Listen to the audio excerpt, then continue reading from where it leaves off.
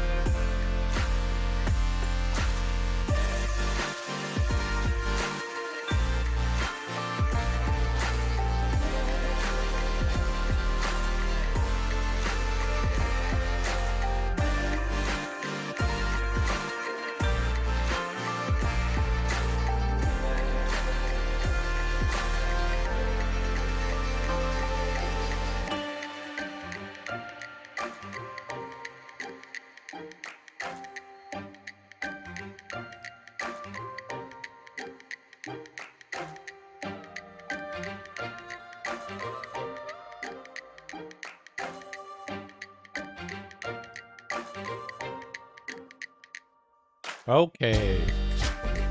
This is good.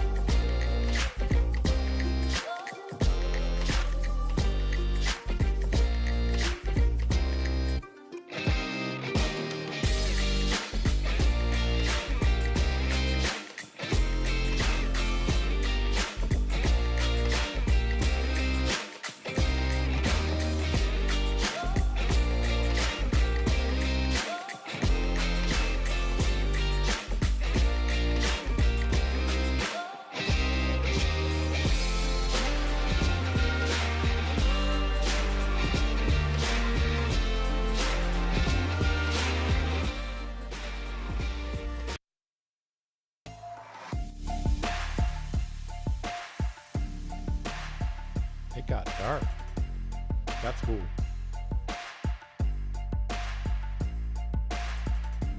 What's up, chat?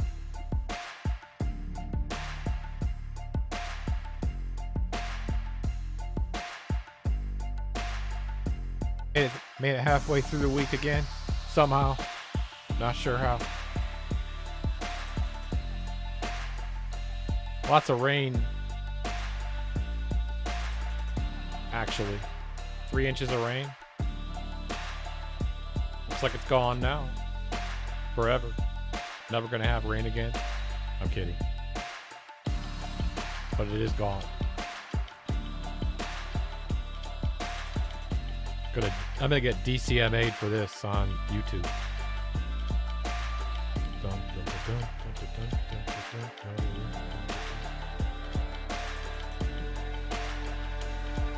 That's right.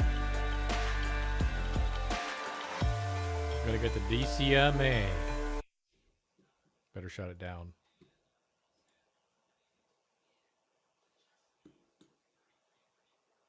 Hello?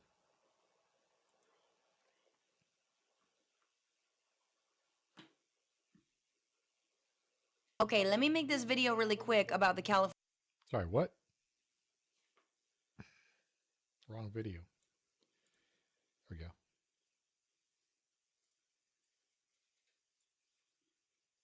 Peace Report, I'm Amy Goodman. President Trump announced Tuesday he's extending the ceasefire with Iran indefinitely. Taco Trump. He's back.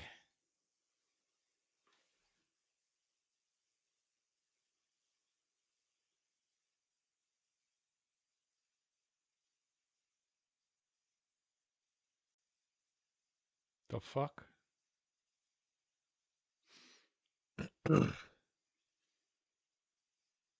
At the request of Pakistan. An Iranian official tells BBC that Iran has still not decided whether it will attend a new round of peace talks with the U.S. later this week. Vice President J.D. Vance has canceled a planned trip to Islamabad, Pakistan. Despite the ceasefire, the U.S. continues to blockade Iranian ports. But earlier today, Iran attacked 3 cargo ships in the Strait of Hormuz, seizing 2 of them. Iran's Foreign Minister Abbas Araghchi called the blockade an act of war and thus a violation of the ceasefire, warning Tehran knows, quote, how to resist bullying, unquote, and threatening to completely close the Strait of Hormuz and strike energy and desalination infrastructure across the region. Meanwhile, the head of the International Energy Agency declared Tuesday the U.S.-Israeli war in Iran has created the worst energy crisis the world has ever faced. It comes as satellite images reveal multiple large oil spills spreading across the Persian Gulf and the Strait of Hormuz as a direct result of U.S., Israeli, and Iranian strikes on oil facilities and vessels, with environmental experts warning of an impending ecological disaster. The Pentagon confirms 13 U.S. service members have been killed and 415 wounded in the U.S.-Israeli war on Iran. Meanwhile, according to the U.S.-based human rights activist news agency, over 3,600 people have been killed in Iran by U.S.-Israeli strikes, among them 254 children. A 10-day ceasefire between Israel and Lebanon showed new signs of collapse Tuesday, as Hezbollah fired rockets and drones at Israeli forces for the first time since the truce took effect last Friday. Hezbollah said the strikes were in response to Israeli attacks on civilians and the destruction of homes and villages in southern Lebanon. Both sides accused each other of breaking the truce, even as Washington prepares to host a second round of talks between Israel and Lebanon tomorrow. Hezbollah is not involved in the ceasefire negotiations. Meanwhile, the Israeli military announced Tuesday that 2 soldiers have been sentenced to 30 days in military detention and removed from combat duty after one soldier used a sledgehammer to smash the head of a statue of Jesus Christ in southern Lebanon, while the other soldier filmed him. An Israeli army reservist shot and killed 2 Palestinians near a school in the occupied West Bank in the village of Al-Mughayir, northeast of Ramallah, on Tuesday. The Palestinian Ministry of Health identified the victims as 14-year-old Azal Nassan and 32-year-old Jihad Abu Naim, who were killed in a joint attack by Israeli settlers and soldiers that left 3 others wounded. Eyewitnesses say there was a volley of gunfire after settlers and army forces arrived in the village. The Israeli military said the gunman was an off-duty army reservist who had not been mobilized, that he had not been arrested, and that the incident was under investigation. This is Katham Al-Haj Ahmed, who witnessed the attack. This is a reality in our village. It's a displacement operation. They aim to displace us. They attack us from all sides by shepherds, regular people, farmers, and both the army and the settlers are exchanging roles among them in the attacks. Wow. 2 senior Hamas officials in Gaza have told the New York Times the group is prepared to relinquish thousands of automatic rifles and other weapons belonging to its police force and internal security services. The officials said those weapons could be transferred to the Palestinian Administrative Committee established to govern Gaza under the Board of Peace, the international body led by President Trump to oversee the so-called ceasefire. But Hamas's offer falls short of the full disarmament and demilitarization of Gaza demanded by Israel, while Israeli forces continue attacks on the besieged territory. The Trump Justice Department indicted the Southern Poverty Law Center Tuesday on an 11-count federal fraud case. It alleges the prominent civil rights group secretly funneled more than $3 million in donor funds to paid informants embedded inside white supremacist groups, including the Ku Klux Klan, the Aryan Nation, and the National Alliance. The indictment, handed down by a federal grand jury in Alabama, charged the organization with bank fraud, wire fraud, and conspiracy to commit money laundering. The Southern Poverty Law Center rejected the charges as politically motivated, saying its informant program is used to monitor threats of violence and that the information gathered is routinely shared with local and federal law enforcement. This is Southern Poverty Law Center's interim CEO, Brian Fair. And this use of informants was necessary because we are no stranger to threats of violence. In 1983, our offices were firebombed, and in the years since, there have been countless credible threats against our staff. For decades, we engaged in unprecedented litigation to dismantle the Klan and other hate groups. Several reports have revealed the 2 U.S. Embassy officials who died in a car crash in northern Mexico as they returned from a drug trafficking enforcement raid were covert CIA agents. The deadly accident on Sunday in the border state of Chihuahua also took the lives of 2 Mexican officials and has prompted the Mexican president, Claudia Sheinbaum, start an investigation into the involvement of U.S. agents in counter-narcotic operations in Mexico. President Sheinbaum spoke from Mexico City. We are investigating what these people were doing and which agency they were from. So far, the information we have is that they were indeed working together with the Chihuahua government. Let's put it that way. So the attorney's office needs to conduct a full investigation to determine if the Constitution or the national security law was violated, and the Chihuahua state authorities need to provide all the truthful information. Two unnamed U.S. government officials who spoke to The Intercept confirmed the CIA has been running clandestine operations in Mexico as part of Trump's expanding intervention and crackdown across Latin America. In more news from Mexico, farming and indigenous communities and environmental activists have vowed to fight plans by Mexican President Claudia Sheinbaum to expand fracking in Mexico.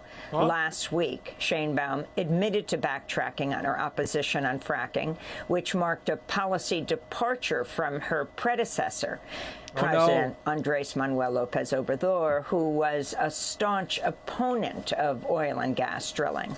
Mexico's national oil company Pemex has reportedly engaged in fracking for years, including in the state of Veracruz, where local leaders say their lands have been devastated.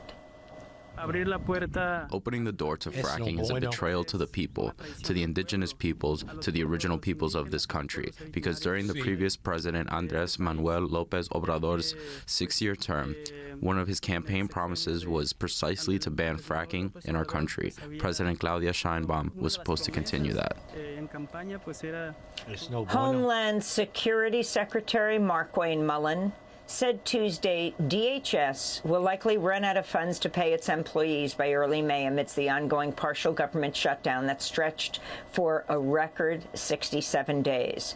President Trump earlier this month had approved the release of $10 billion in emergency funds from his so-called One Big Beautiful Bill Act, as negotiations on Capitol Hill remained at a standstill.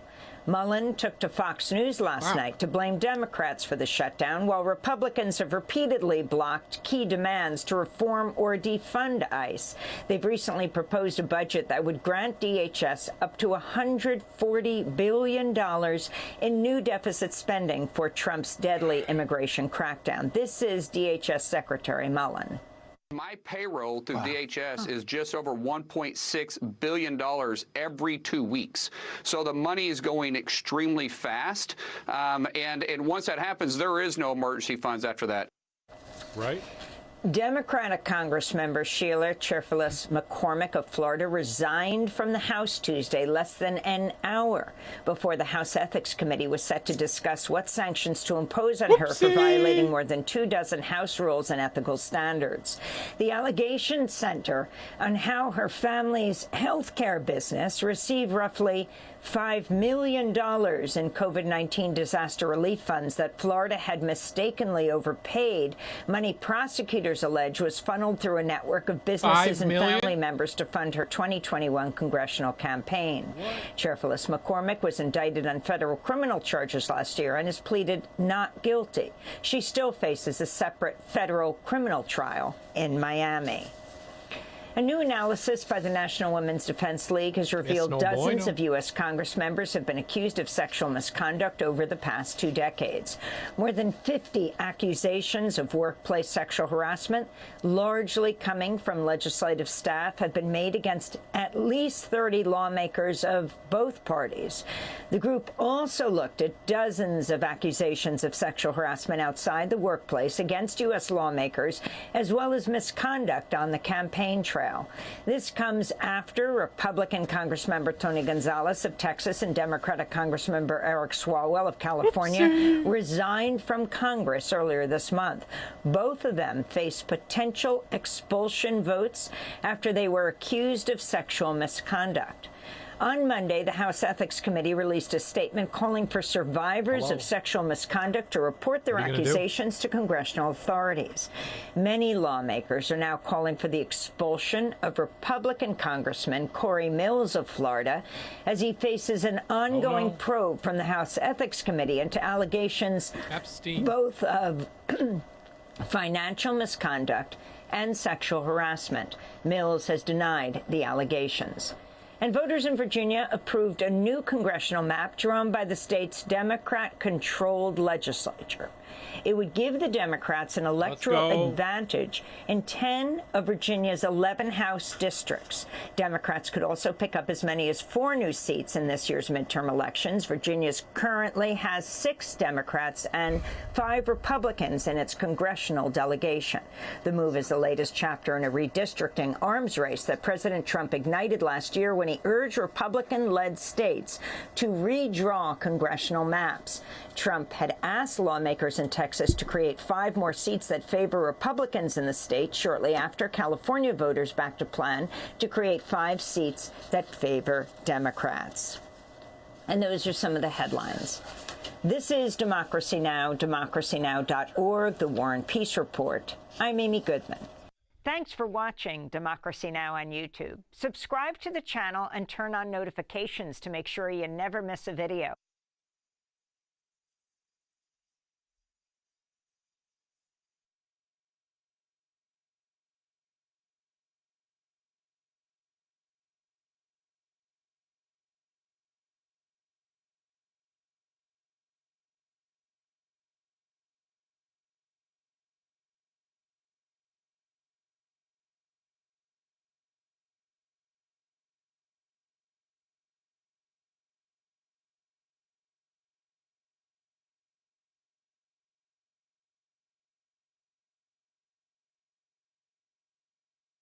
Very, very heated, and there's not a lot of time before June, and I want to talk about 2 candidates. Okay, let me make this video really quick about the California governor's race. Look, obviously things are getting very, very heated, and there's not a lot of time before June, and I want to talk about 2 candidates in particular, specifically Javier Becerra and Tom Steyer, and just compare and contrast. Now, I want to mention that politically, I am much more aligned with someone like Butch Ware. I hope to have him on my show and talk to him specifically about his plan for California, because I think, hands down, no matter what, we need big ideas. We need bold plans. California is one of the richest states in the country, to say nothing of the biggest economies in the world, and people should not be struggling the way they are currently here. We should be leading on things like climate change. We should be leading on things like housing. We should be leading on going after corporate greed, and we should be leading on breaking up monopolies and not just being sort of like shoe-in Democrats, right? The reason I'm focusing on these 2 candidates is because they are polling a lot higher. Let's just be real. So let's talk about Javier Becerra versus Tom Steyer. The other thing I want to name before talking about Tom Steyer is that I don't believe billionaires should exist, okay? So that's number 1. I also believe Tom Steyer when he says that he has given away a lot of his money, including to places where he does not actually get back any tax write-offs, but invests in things like community banks that give out loans to places and people who otherwise would never have access to that kind of stuff. I do believe that he has divested in the private prisons that his company was invested in years and years and years ago, and there is a reason he walked away from his hedge fund. I wrote a joke about Tom Steyer like in 2020, and I think it was, I don't mind Tom Steyer. Tom Steyer is what happens after Michael Bloomberg is visited by the ghost of Christmas past, present, and future. And I sort of stand by that. I just want to name that Javier Becerra is coming in hot with not a lot of big ideas. He's definitely running on a, I have experience as Biden's former HHS secretary, but there's not a lot of massive pieces to his platform. It's sort of standard fare for a Democrat. Tom Steyer, on the other hand, you just go to his website. He's got some pretty big ideas, and they're pretty concrete. So, closing California's Trump tax loophole, so not allowing commercial property owners to avoid paying taxes, and instead pay taxes based on what their property is actually worth. That's number 1. Number 2, he's been making headlines recently because he says he not only wants to stop ICE's terrorism, but he wants to put ICE in jail. Let's go. You speak in my love language now, babe. But let's talk about 3 issues where I think Becerra and Steyer are very different: healthcare, housing, and energy. When it comes to healthcare, there's really only thing I want to hear, which is universal single-payer healthcare. Do what Gavin Newsom never was able to do, and what Democrats in the state legislature have given him cover to not do, once again, killing things like CalCare just recently. So looking at what Javier Becerra says, he says, since my early years in Congress, I've been an advocate for single payer, and California is on its way there. And while I believe universal coverage is possible, I believe we also need to pursue immediate wins while building towards a unified system. So I'm already hearing a little bit of a hedging. Waffle. Like, Hedging. yes, I believe in universal health care, but I think we need these small little fix-its in the meantime. I don't really love that. Tom Steyer, on the other hand, seems very 10 toes down. He says the only way we'll reduce healthcare costs, expand coverage, and promote public health is when it is under attack from the Trump administration is through a single-payer system. correct. And he's committed to getting California there. So I already like the language a little bit better. Maybe that's not enough for some people, bad he's a but to me, billionaire. one sounds like we're going to do a little bit of reform around the edge, and the other says, no, I'm squarely going to make this my focus. Single payer for everyone now. On housing, just a little red flag from Javier Becerra. He has no big plans and no big ideas. Of course, both candidates talk about building, building, building. And he says we need to cut unnecessary red tape, speed up approvals for projects that meet affordability and environmental standards, and reduce unnecessary costs.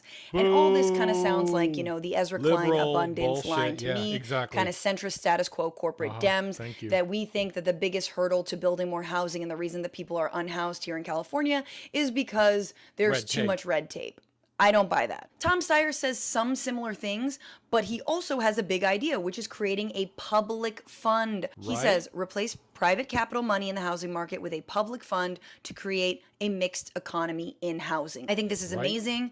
This is a step towards Okay. social housing, which has worked in many cities across the world, and it's something we absolutely step need towards to that, I'll implement take. here in California as Let's well. go. Last thing is energy costs. Javier Becerra has sort of a very standard run-of-the-mill, we have to bring energy costs down, and we have to How about- balance affordability how about with we, climate needs, national- or which we make really the just state sounds own like PG&E? he wants to forego climate needs in order to bring down the cost of energy, and he's Right. not actually squarely talking about the problem, which is the energy monopolies. Tom Steyer, on the other hand, says he's going to break up the energy monopolies and bring down utility rates by 25% by bringing competition into the grid. And that could be local competition, that could be decentralizing the grid, that could don't be know about local that. ownership. It seems like this person is more open to bigger ideas on how to actually bring these corporations said, that not only we are buy gouging us, but their PG&E. negligence The has state actively does. led to things like the Eaton fire and mass fires turn it throughout into the a state. nonprofit. The other thing Steyer is saying is that he's going to double the tax on private jet fuel and invest the revenue into California communities and infrastructure, which I love. Double the tax on private jet fuel. Again, kind of speaking my language. And I know he is a billionaire. And no, nobody is paying me to say any of this. I am just comparing these two candidates on their face. Look, if Yeah. I were Becerra's team, I would put a little bit more up on their website. I would have some bolder plans, some bolder action ideas. But right now it seems like he's running on mostly anti-Trump. I've Yeah. got the experience. And none of that, as a Californian who It's gonna knows work. this state is broken, none of that is appealing to me. We need far bigger ideas. And I feel like comparing these two candidates, Steyer's got them. Yeah. I agree. Stop. So you guys are aware of Palantir. Palantir is basically an evil company that can most accurately be described as Skynet. Skynet from the Terminator Skynet. series. Their It's laundry list of 100% crimes Skynet. is endless. Yep. There's a lot of evidence to support the idea that they were helping with the genocide in Gaza. They're involved with AI weapons. They're involved with mass surveillance and illegal spying, literally creating a blackmail file on the American people. We covered the story of one of the founders who basically said, like, we created Palantir to kill leftists. I'm not even kidding. We covered that when that dropped. I forget the guy's name who said it, but one of the other co-founders of Palantir. And of course, Isn't that fucked Peter up? Thiel, this is his baby. Peter Thiel is a very, very disturbing guy. Literally, fundamentally anti-human. That's his ideology. That's his mindset. That's his philosophy. It's an anti-human perspective that says we basically need to Just be the name replaced by Palantir is AI, enough by machines. for That me? that humans are just too flawed and we shouldn't continue as we are. I mean, he was asked directly, like, should the human species continue? And he basically shit the bed and stuttered and was like, I don't know. I guess. It was very, very disturbing. Everybody saw that interview with Ross Dowdat, and it did not go well for Peter Thiel. Well, there's this guy named Alex Karp. who helps run Palantir. He's that guy that's got the goofy ass crazy hair and he never sits still. And it looks like he does a ridiculous amount of cocaine. And then when he was called out on clearly doing cocaine, he does this whole like, oh, no, I'm just like autistic or something. Like he tries to, mask it behind this idea of like, I'm just an eccentric genius or something like that. Just humiliating. Well, anyway, that guy is incredibly disturbing. And like I said, seems to be a rampant drug addict. Well, guess what? He basically took some time to write a fucking manifesto, a screed that he thought the world should see. Okay? We're going to go through it here, and all I'm going to say is prepare yourselves. Because here you have a genuinely evil, disturbing company that should not exist. That's all about fucking AI weaponry and spying on innocent people and murder. It's like Murder Incorporated. No disrespect to Ja Rule, right? But you get the point. Well, listen to what he says here. This is crazy. Because we get asked a lot. The Technological Republic, in brief. Number one, Silicon Valley owes a moral debt to the country that made its rise possible. The engineering elite of Silicon Valley has an affirmative obligation to participate in the defense of the nation. So that's them trying to justify doing AI weapons. They're trying to say, oh, it's like the moral thing to do to create these machines of death. Okay, they continue. Number two, we must rebel against the tyranny of the apps. What? Is the iPhone our greatest creative, if not crowning achievement as a civilization? The object has changed our lives, but it may also now be limiting and constraining our sense of the possible. Hey, bitch, you're also a tech company.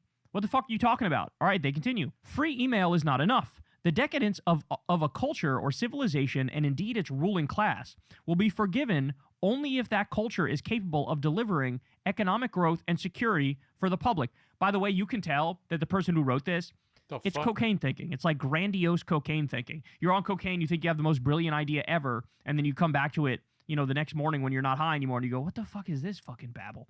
Number four, the limits of soft power, of soaring rhetoric alone, have been exposed. The ability of free and democratic societies to prevail requires something more than moral appeals. It requires hard power, and hard power in this century will be built on software. Now we're getting demonic, right? Soft power isn't enough. We need hard power. We need war. We need death. That's what we need. And what they're saying is, we build the weapons of death. We build the AI weapons of death. So you kind of need us. All right, they continue. The question is not whether AI weapons will be built. It is who will build them and for what purpose. Our adversaries will not pause to indulge in theatrical debates about the merits of developing technologies with critical military and national security applications. They will proceed. In other words, hey, China's going to do it anyway. There's others that are going to do these incredibly immoral, unethical, disturbing things. So we need to do it too. Correct. That's what they're saying here. All right, number six. National service should be a universal duty. What? We should, as a society, consider moving away from an all-volunteer force and only fight the next war if everyone shares in the risk and the cost. You have got to be fucking kidding me. Modern-day Skynet, the AI machine of death creators, the universal fucking blackmail surveillance network, they're now coming out saying everybody should be forced to go fight and die for Israel. Yes, that's what needs to happen. Yes. Fuck you. Are you fucking kidding me? A fucking draft? Do you have any idea how quickly I would be out this bitch if there was a draft? Do you have any idea how quickly, like, probably millions of Americans would be out this bitch if there was a draft? As that famous tweet goes, I would rather serve crack than serve this country. Are you kidding me? We waged an illegal and offensive war against a country that didn't attack us. They were no threat to us whatsoever. They had agreed to our strictest requirements on their enriched uranium just a couple hours before we attacked them. Okay? Doesn't matter. We triple tapped a girls' school. We bombed schools. We bombed hospitals. We bombed bridges. We bombed power plants. We bombed a pharmaceutical company. We bombed steel plants. Trump's threatening to have, quote, a whole civilization die. And I'm so, we're the good guys? Why? How? How the fuck are we the good guys? You need to, I know your actions matter. Please tell me. And you want people, you want to force innocent men to be, presumably men. I don't know if they also want women to go, but like you want innocent people to be sent there to fucking die. For what? For what? For your fucking profits? For Palantir's profits? Go fuck yourself. By the way, the nerve. Yeah. Why the fuck should I care about your thoughts on a draft? Like, any more than I would care about fucking Burger King's thoughts on a draft. Exactly. Right? Like, CVS is Who the opposed fuck to are a you, draft. bitch? Like, why the fuck would I care? Just 'cause you You're a got money? soulless corporation that profits off of misery and death Yeah. and violations of Good point. privacy. Why should I give a single solitary shit what the fuck you think about anything? Right? Nobody elected you. Nobody supports you. Jesus Christ, what is wrong with these people? Oh my God, bro. I'm sorry. We need to get to the point where if a company is viewed as against the actual national interest, you should be able to dissolve that bitch. Sounds right? like Palantir should be sounds like fucking Chinese. dissolved. That's I what should agree. happen. All right, we're not done yet, though. They say, number 7, if a U.S. Marine asks for a better rifle, we should build it. And the same goes for software. We should, as a country, be capable of continuing a debate about the appropriateness of military action abroad while remaining unflinching in our commitment to those we have asked to step into harm's way. I don't know what this does that means, mean? other than, hey, you really probably shouldn't debate this. You should shut the fuck up and fall in line, is Basically, the subtext of that, okay. I believe. Number 8, public servants need not be our priests. Any business that compensated its employees in the way that the federal government compensated public servants would struggle to survive. Number 9, we should show far more grace towards those who have subjected Good. themselves to public life. The eradication of any space for forgiveness, a jettisoning of any tolerance for complexities and contradictions of the human psyche, may leave us with a cast of characters as at the helm we will grow to regret. Is he just saying, like, stop criticizing politicians? Because that's kind of what I'm Yeah. getting out of this. And Yeah. is it, by extension, shut the fuck up, stop criticizing Trump, stop criticizing Yep. Netanyahu? Is that Yep. what this is? We should show far more grace to those who have subjected themselves to public life. Yes. How about they should show far more grace to the American people who are getting perpetually and routinely fucked with a spiky Yeah, metal fuck bat you. by them? How about that? How about they should actually represent us and give us universal health care and free college and a living wage, and they should end the wars, and they should do a Green New Deal, and they should do universal daycare, And then we can and have they a should fucking tax the rich. discussion. How about that? Why do we have to show them grace when they're fucking everything up, but they don't have to show us grace and actually do their jobs and represent us?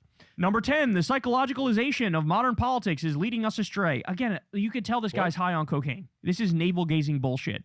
Those who look to the political arena to nourish their soul and sense of self, who rely too heavily on their internal life, finding expression in people they may never meet, do you will be mean? left disappointed. Number No 11, politic- our society has grown too no eager to politic hasten here. and is often gleeful at the demise of its enemies. That's what he's saying. The vanquishing of an opponent is a moment to pause, not rejoice. Number 12, the atomic age is ending. One age of deterrence, the atomic age, is ending, and a new era of deterrence built on AI is set to begin. Number 13, no other country in the history of the world has advanced progressive values more than this one, says the mass surveillance network that builds Yeah. AI machines of death. Name The United States Palantir. is far from perfect, but it is easy to forget how much more opportunity exists in this country for those who are not hereditary elites than in any other nation on the planet. This is just total bullshit. We do not have free healthcare in this country. We do not have free college in this country. We rank very low, actually, when it comes to developed countries on, climbing the economic ladder on this notion that we typically would call the American dream. We actually rank very low on that in developed countries. This is just total horseshit. In many ways, there's much less opportunity that exists here.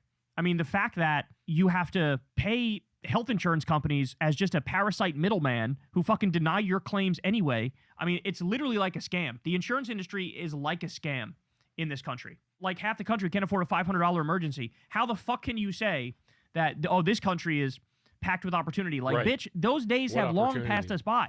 We are In declining as a 1920. civilization rapidly. And you're just pretending like that's not the case. It's Right. humiliating.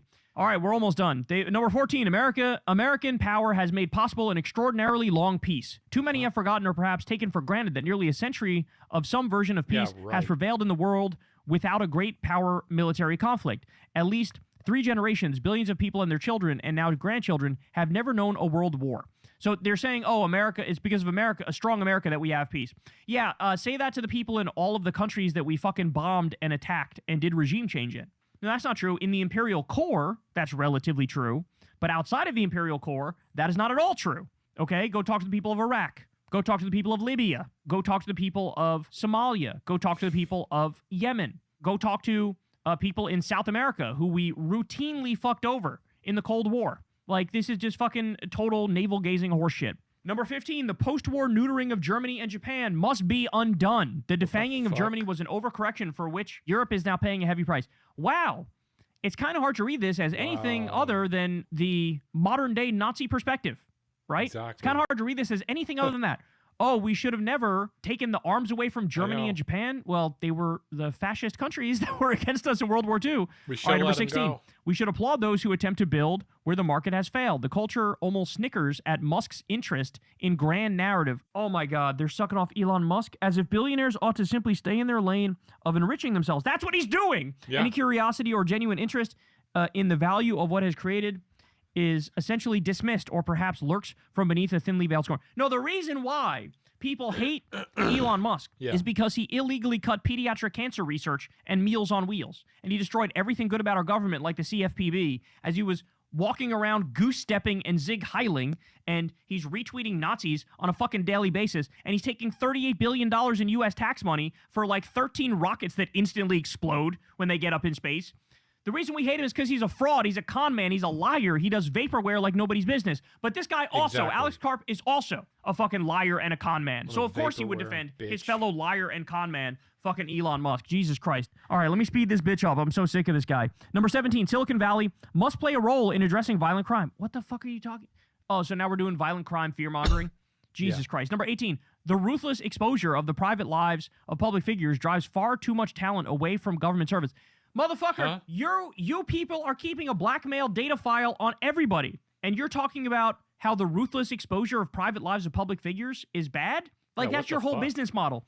Number 19, the caution in public life that we unwittingly encourage is corrosive. Those who say nothing wrong often say nothing much at all. Just cocaine babbling here. Number 20, the pervasive intolerance of religious belief in certain circles must be resisted. The elite's intolerance of religious beliefs, what are you talking about? It's perhaps one of the most telling signs that his political project constitute a less open intellectual movement than many within it would claim. Palantir is saying that there's elite intolerance of religious beliefs. Are you kidding me? There's an over-religiosity amongst elites. Trump is reading fucking Bible verses from the White House.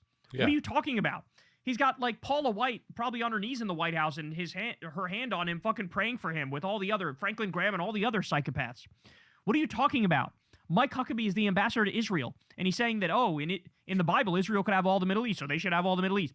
Right. How are you saying that, oh, we're not religious enough, we're like atheist fundamentalists? What the fuck is wrong with you? What world are you living in? Number 21, some cultures have profound vital advances. Others remain dysfunctional and regressive. All cultures are now equal. Criticism and value judgments are forbidden.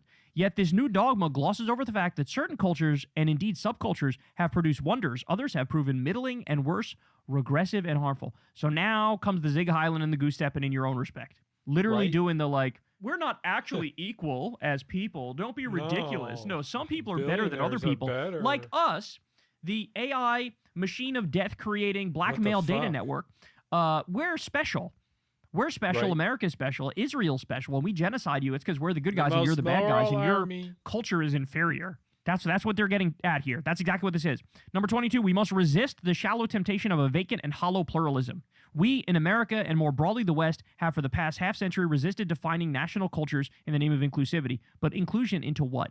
So they say we must resist the shallow temptation of a vacant and hollow pluralism. In other words, pluralism is bad. Multiculturalism is bad. They want to be homogenous is what that means. They want to be maybe one religion, one ethnicity in the country. Here you have nominally a fucking tech company that's literally out there going, we're not all equal. Some people are better than other people. And fuck multiculturalism, fuck pluralism, fuck equality.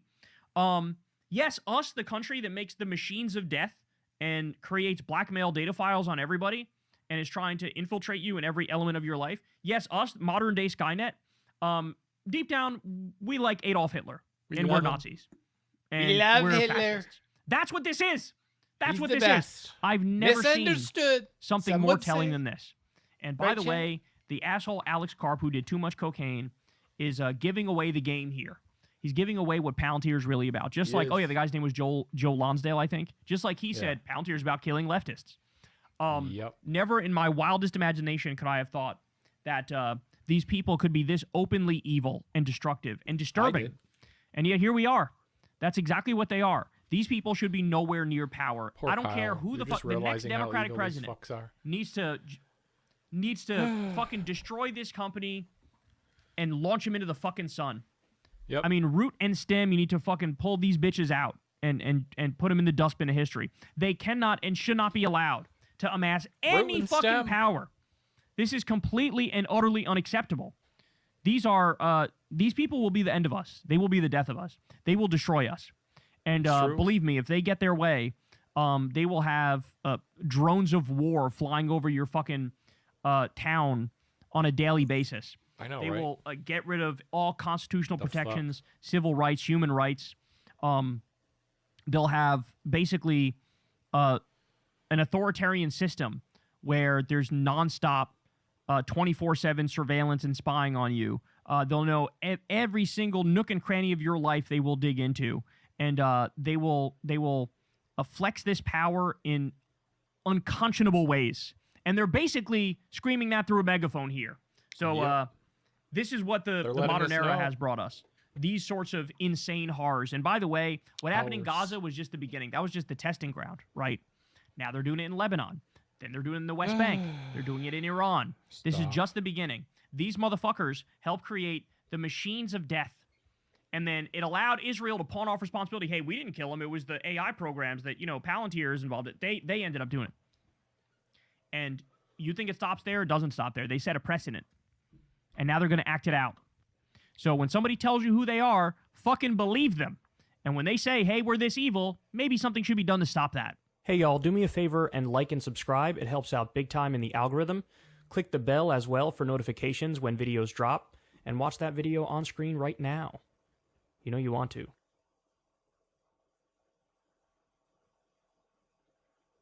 Here is a video of Caitlyn Jenner with Tommy Lauren.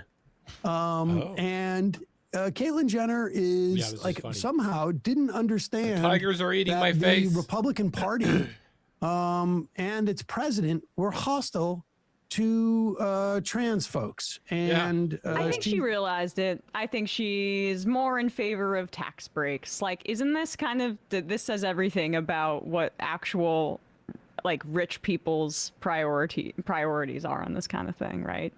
I mean, I guess, well, she seems a little bit upset by this. Let's go. Yeah. Recently, She I is had upset. my passport. I had to get it renewed. I sent it back. Comes no. back gender marker M. Oopsie. Screws everything up. Why? So there's a form in there. If they made a mistake, you can This is the face-eating leopards. correct it. So I fill out I all the voted for proper 'em. forms. I'm not calling anybody. I'm not calling the president. ate You know, my I got his face. personal cell number. I'm not calling anybody. I'm going to see if I can Flex, fix this girly. myself. I Because it's not voted just for the about me. It's face-eating about all leopards, people and in they this ate my situation. face. You know? So No I kidding. even sent a hard copy of my birth certificate. Caitlyn Marie Jenner, gender, sex, female. I did everything. And they sent it back M. They didn't change it at all. So now I'm in a position, Tommy, that what do I do? Oh, you're in a position. This is a safety You're factor. definitely in a okay? position, I can't travel ma'am. internationally anymore. Okay? Oh, I can't no. use my passport. I can use global entry. It says F. I can do this. I can travel in the United States. can't leave the License, driver's country. license, pilot's license, everything, gender marker F. So it really creates a big problem. Oh.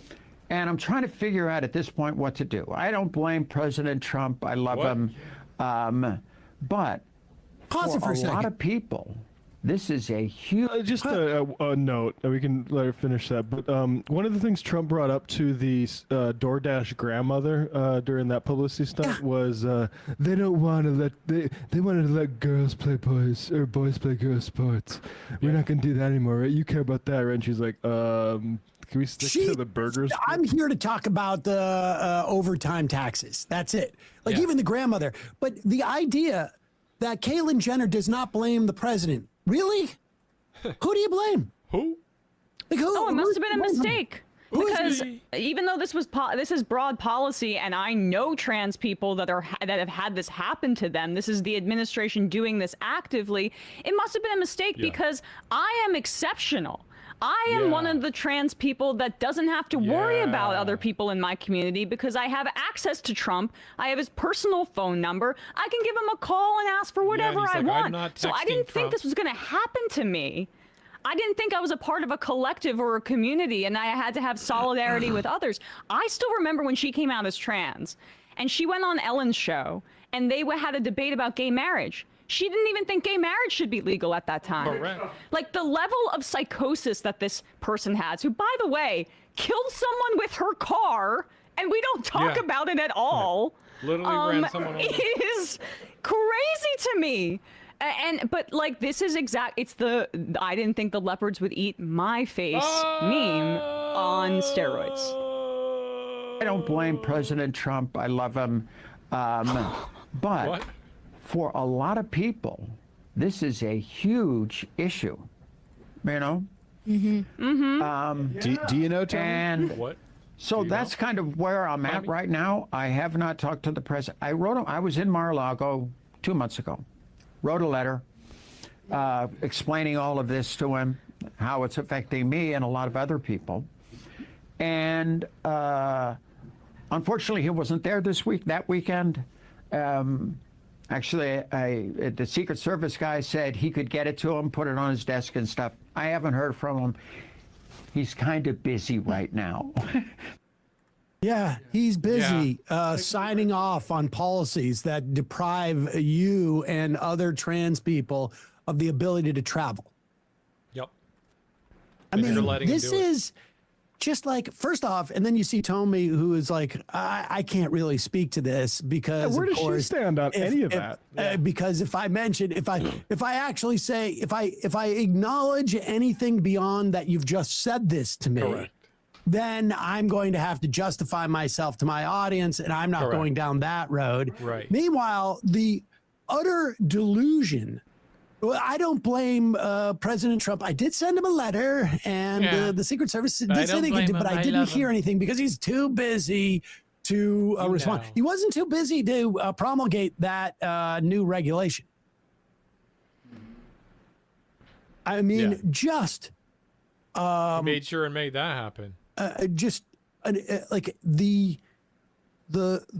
the bootlicking associated with this, right? Like to watch like this level of an authoritarian mind just subject herself and watch her rights stripped away, claim that she's also concerned about other people's rights being stripped away, and still not able to sort of connect that that hand that has just like slapped her across the face.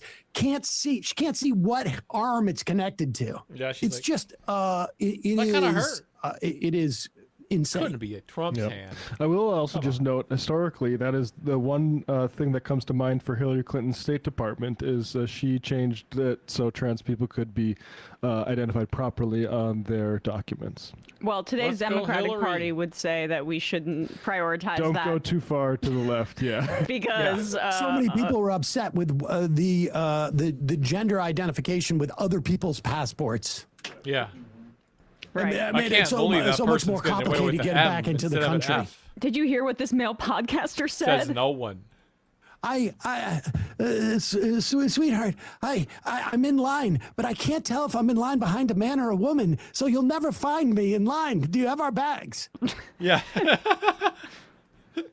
Just insane. Hey, folks, don't forget to hit the subscribe button and check out our daily show. We do it every day at 12 p.m. Yes. Exactly that. Okay. How many days left? Give me some more time.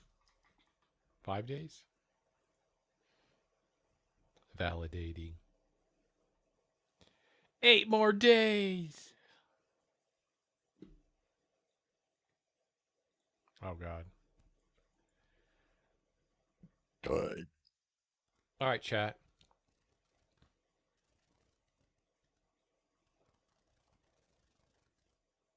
This is insane. Is Tim Pool stupid? Oops. Hello? Is Tim Pool stupid? You're doing what Virginia did to be stupid. Again, guys. Virginia is deeply evil. Deeply, deeply evil. Rhetorical question. I have no words. I mean, you want a great breakdown on what happened in Virginia. Virginians voted to do some redistricting, largely, and I mean, I don't think there was any sort of like pretense about this. It was in response to Republicans redistricting across the country. You got Texas, you got other states where they have redistricted specifically with the hopes, it may have backfired, of gerrymandering so they could win more seats. And so Virginia decided, we're going to do that. We're going to do it temporarily. We're going to have the General Assembly in charge of redistricting, take it away from the Independent Commission until the census in 2030, which is when it's traditionally done. And people are anticipating Democrats will pick up 4 seats in Virginia because of this. And who best to break it down? The savvy and well-read Tim Pool. Let's go, Tim. Manipulated the map to eliminate Republicans. Now, many Democrats are saying, yeah, well, Texas did it first. No, actually, Texas didn't. Take a look at this map here, for instance. This is the 6th congressional district.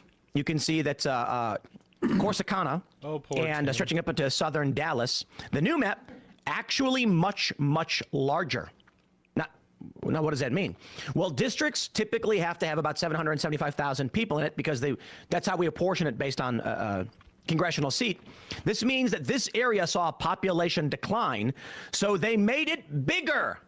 It's population decline. To be fair, you can make the argument. Pause it for a second. They should not have.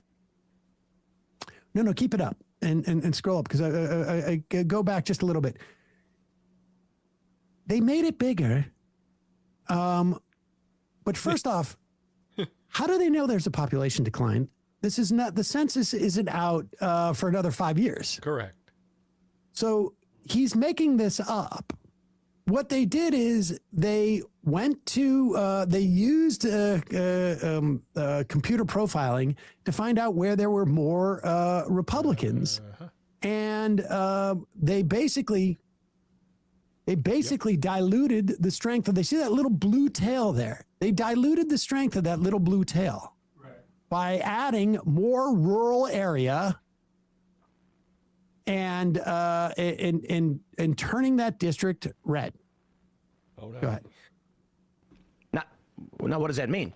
Well, districts typically have to have about 775,000 people in it because that's how we apportion it based on congressional seat. This means that this area saw a population decline, so they made it bigger. It's population decline. To be fair, you can make the argument they should not have redrawn their maps or whatever. But the fact of the matter is, this looks more like a shift. Actually, the easiest way to put it is, Texas is making it easier, has made it easier for, to be fair, this is an older article, so I should probably pull up, let's try and... He doesn't know he's got so lost. The general argument has been that Texas, come on. Texas has made it easier for Republicans to hold their seats as opposed to outright just drafting up, doing what Virginia did, to put it simply. Again, guys.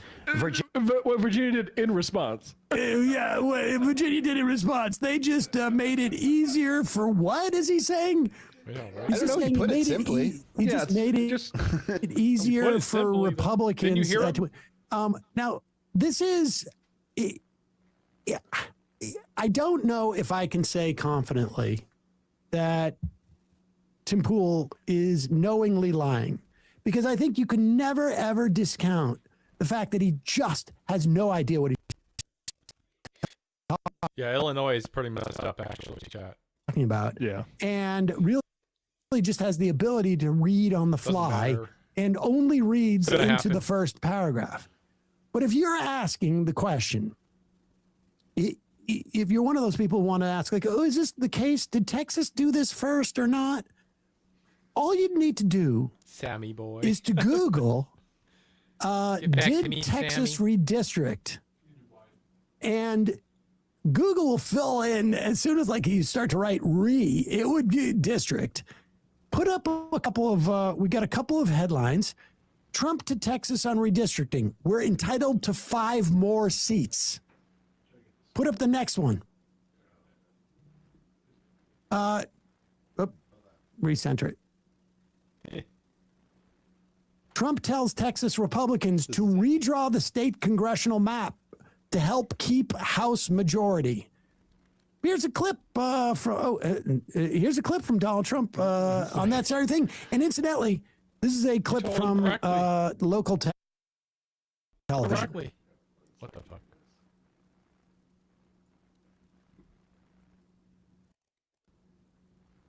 Got it? Well, a lot happening. Thanks for the updates, Brianda. So we are following a developing story in Austin this morning. President Donald Trump just told Texas lawmakers how many congressional seats he wants to flip from Democrat to Republican.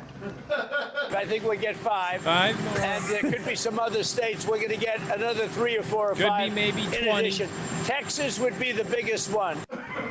All right, so there it is. Like, if there's any doubt in your mind what the intention was, now we're gonna get, and that's exactly what the intention was of the Texas Republicans. But the problem they had is that their seats were already pretty gerrymandered.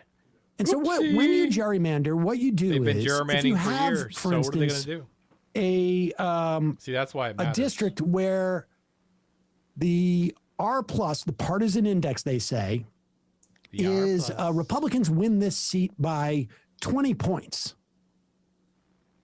Every time a Republican runs, it's usually they win by 20 points, let's just say.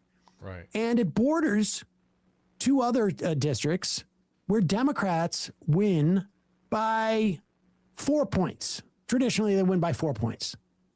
Well, what you do is you redistrict in such a way that that first Republican plus 20 district becomes a Republican plus 7. Mm-hmm. Or let's call it 6, so I don't have to do complicated math.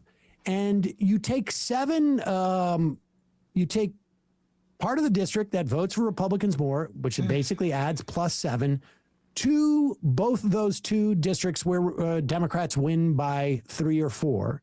And all of a sudden now you have 3 Republican districts. One which wins by 6 or 7, one which wins by 2 or 3. But the problem that the Texas Republicans have is that they had very thin margins. So thin. For those other, those seats that they were turning blue. And they were basing it upon the results of the 2024 election where Donald Trump had a surge in Latino voters. And those Latino voters have now abandoned Donald Trump. So their gerrymander has now turned into a dummy-mander. Mm-hmm. And so I guess Tim Pool is saying, somehow trying to argue that Texas Republicans redistricted just because. There was no census. That's why people wait for the census. All right, let's continue on. It's so dumb. Has made it easier for to be Texas is making it easier. Has made it easier for to be fair. This is an older article, so I should probably pull up. Whoops. Let's try another one. Whoopsie. Old congressional map, Texas. Whoopsie. The general argument has been that Texas. Oh, come on. Texas has made it easier for Republicans. Where is it? There's been no argument. Everybody has explicitly known this is a war declared by the Republicans. And for one of the first times ever I remember, Democrats said, okay, we're not going to bring a butter knife to a gunfight. Right. We're going to go and do this. And so Democrats went out and did it. But go ahead, let's listen to Tim Pool tell his stupidness. Hold their seats as opposed to outright just drafting up, doing what Virginia did, to put it simply. Again, guys, Virginia is deeply evil. Deeply evil. Oh, my God. I have no words. I mean, one of the big stories of the day that I'm going to cover later on is the SPLC. I've got 1,000,001 things to say about this. Deeply evil. These are evil people. That's the only way I can describe it. And, Pause it. The reason why it's the only reason why I can describe it. Leave it up. The only reason why you can describe it as deeply evil is because he doesn't know any of the details or the facts involved here. So he can just say, like, look, instead of like getting through like exactly what happened, let me just say, very bad. Go ahead. Evil. Satanic even. Saying, Tim, when Texas redrew their congressional map, you just said, Republicans win. And I'm like, well, yeah, because Republicans made an argument, and it's not necessarily a good argument. And I concede mid-decade redistricting is like it's a scheme, really. I mean, it's not something you do. And they got a temporary allowance on it, I guess. Right, yeah. Not an evil scheme. It was a good scheme. They actually made an argument. What was the argument? You just saw Donald Trump say, we're going to redistrict to get 5 more seats. That was the argument. David Griscom and I interviewed 2 lawmakers in Texas that were there in Illinois, breaking quorum because they didn't want this to happen. And the Texas Republicans wanted to arrest them with sheriffs and bring them back to force them to vote on this. That's called a good scheme. Right. And really, I concede mid-decade redistricting is like it's a scheme, really. I mean, it's not something you do. Mid-decade. And they got a temporary allowance on it, I guess. It may revert later on. The argument there is the population I didn't read that far. Biden. I didn't read that far, so I don't know. Texas is not going to revert. Virginia will. Go ahead. May revert later on. The argument there is the population shifted dramatically under Biden. They're redrawing the maps to better adjust to population sizes. The only real argument is don't do this mid-decade. That's it. Well, However, the reason why you don't do it mid-decade is because something in the Constitution calls for happens at the end of every decade. Yeah, what happens? Matt, you are an astute observer of American history. You haven't been alive for that many decades, but certainly you must have read the history of why is it that we do it every decade? Is it because it ends with a 0 and it's just sort of a clean time to do it? Or I think we, as far as I know, we do to conduct the census every decade to check those exact same population shifts that Tim Pool is talking about, needing to do a mid-decade redistricting blind. It's not just tradition. No. Just quorum. It's not from the Roman times. Go ahead. He's so stupid. And the lying, I don't know if it actually constitutes lying because he doesn't know what the truth is. Yeah. So he's just making up an argument that is, and he's not even making up an argument here. No. It's just evil. He's making it up and losing it at the same time. Exactly. Better adjust he's losing to an argument population he's sizes. making up. The only real exist. argument is don't do this mid-decade. That's it. However, the argument is not that Texas gerrymandered to a psychotic and extreme degree to eliminate Democrats. The argument they absolutely did. These seats were Yes, they did. They 100% did. It's just that their capacity to do so was far more limited because they had already, since the 2010s and the Republicans and their godfather, what was the guy's name again? Hofeller of redistricting. Yeah. Had used computerized models to be able to redistrict at that time in a way that was going to be much more favorable for Republicans. Yep. So their capacity. It's been their tactic for decades. Gerrymander more was less. But even still, they thought, they may end up picking up 1 or 2, but they thought they were going to get 5. Yeah. So he's just blatantly lying here because he doesn't. 2 isn't enough. And this is the fascinating thing. It's like, I think there must be a lot of viewers of Tim Pool who consume no other news. Yep. Because if you watch this segment and you watch Tim Pool and you know anything, if you've listened to any news, it was such a big story about Texas, about Trump demanding Texas redistrict, about them doing it, about them getting it explicitly for 5 seats, about Democratic lawmakers leaving the state and being threatened. It was such a big story. You would have had to have missed all of that because Tim Pool didn't cover it, or if he did, it was in a completely dishonest way. Yeah, I'm looking now, and he covered it pretty regularly. Texas Republicans win redistricting battle. Dems melting down as GOP show it. He's such a liar. It's unbelievable. Is his audience as stupid as he is, or is it just that they forget? Oh, there's no object permanence. All right, let's listen to a little more of his this is a guy who's shadow boxing with himself and managed to bloody himself. Go ahead. Do you want the one from months Yeah, just ago? show. Oh, wait, is this the? This is the one. This is the one where he's celebrating. Get the title in this. He was kicking holes. So in this his is own Texas argument. Republicans win redistricting battle. Dems melting down as GOP looks to gain 5 seats. Oh my God, that's his own show. That's his own 8 months show. ago. Not even a year ago. Amazing. All right, keep playing from this one. Here's the recent one. Yeah. We're going to go away in 2030. They're doing it early to give themselves an advantage, making red areas redder and less competitive. Okay, fair point. That's schemy. You shouldn't do that. What Democrats are doing in Virginia is absolutely psychotic, and I want to stress this. Psychotic. What Texas does has no bearing on the rights of Virginians. The idea that Virginia Democrats said, F the Republicans in our That is not at all the case. Yeah. What? Because these people federal. go to Congress. It is a federal body. Who controls Congress has everything to do with Virginia. In fact, particularly Virginia, in the wake of like what's been going on with all the cuts, there's people there who work for the federal government. A lot of people.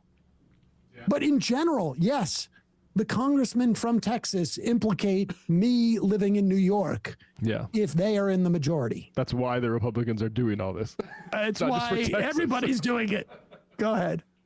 State, we're mad at Trump.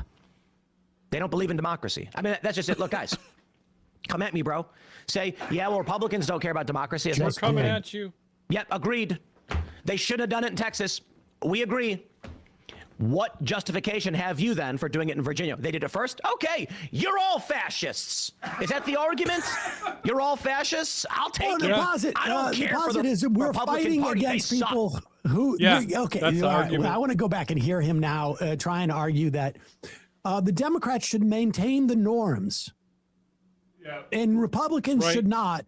And then it's just if Republicans get in trouble, and he's saying the Republicans are fascists. If the fascists get in control, it's your fault. well. You just were outsmarted. Loser. I would bet $1 million on that video that Republicans gerrymander Texas, get 5 extra seats, and Democrats are freaking out that he was not calling Republicans fascists for doing this. He was not.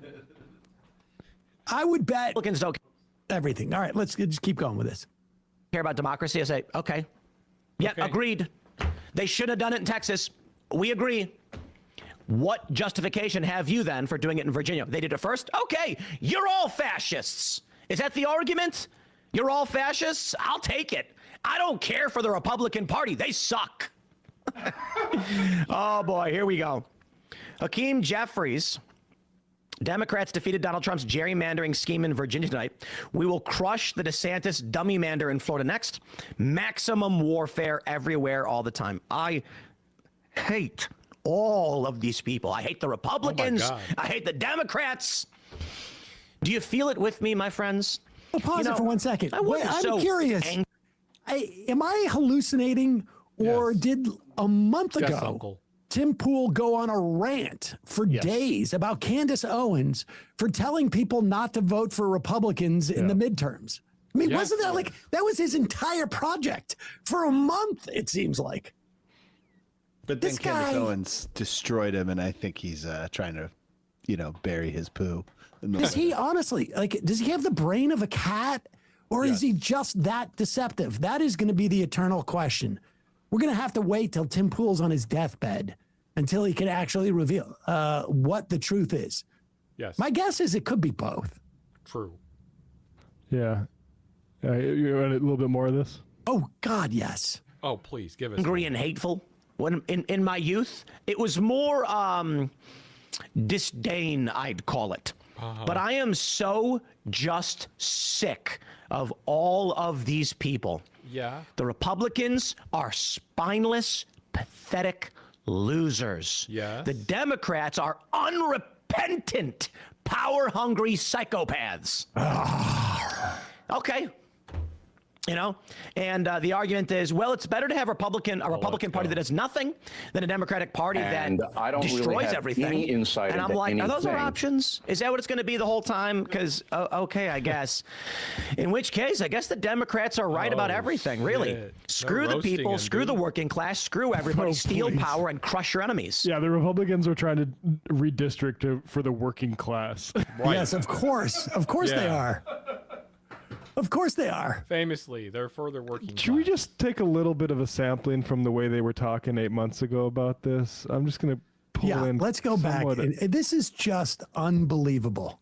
This is a guy named Brett. I don't even know this. To be fair, it looks like Tim 8 wasn't months here. ago, This was a this is Phil what they were Labonte, the former rock star, led segment about Texas Republicans win redistricting battle. So Tim's not here, but let's see how they were talking about it on Tim's own show. Can't show those 7 states to a Jasmine Crockett or whoever is making their argument to the contrary, because they probably know anyway. Well, she might not know, but the other ones who are talking about this might already likely know about this. They understand that it's not racial. They understand that it's absolutely about political power. They don't care, and they never have. Yeah.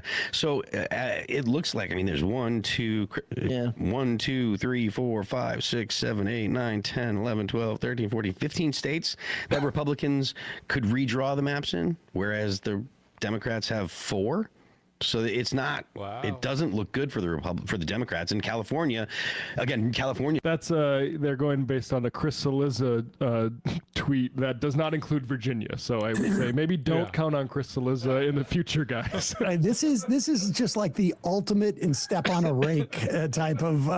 This is what they did, and now they're saying the problem is Republicans weren't aggressive enough. No, they ran out of room. There was no other place.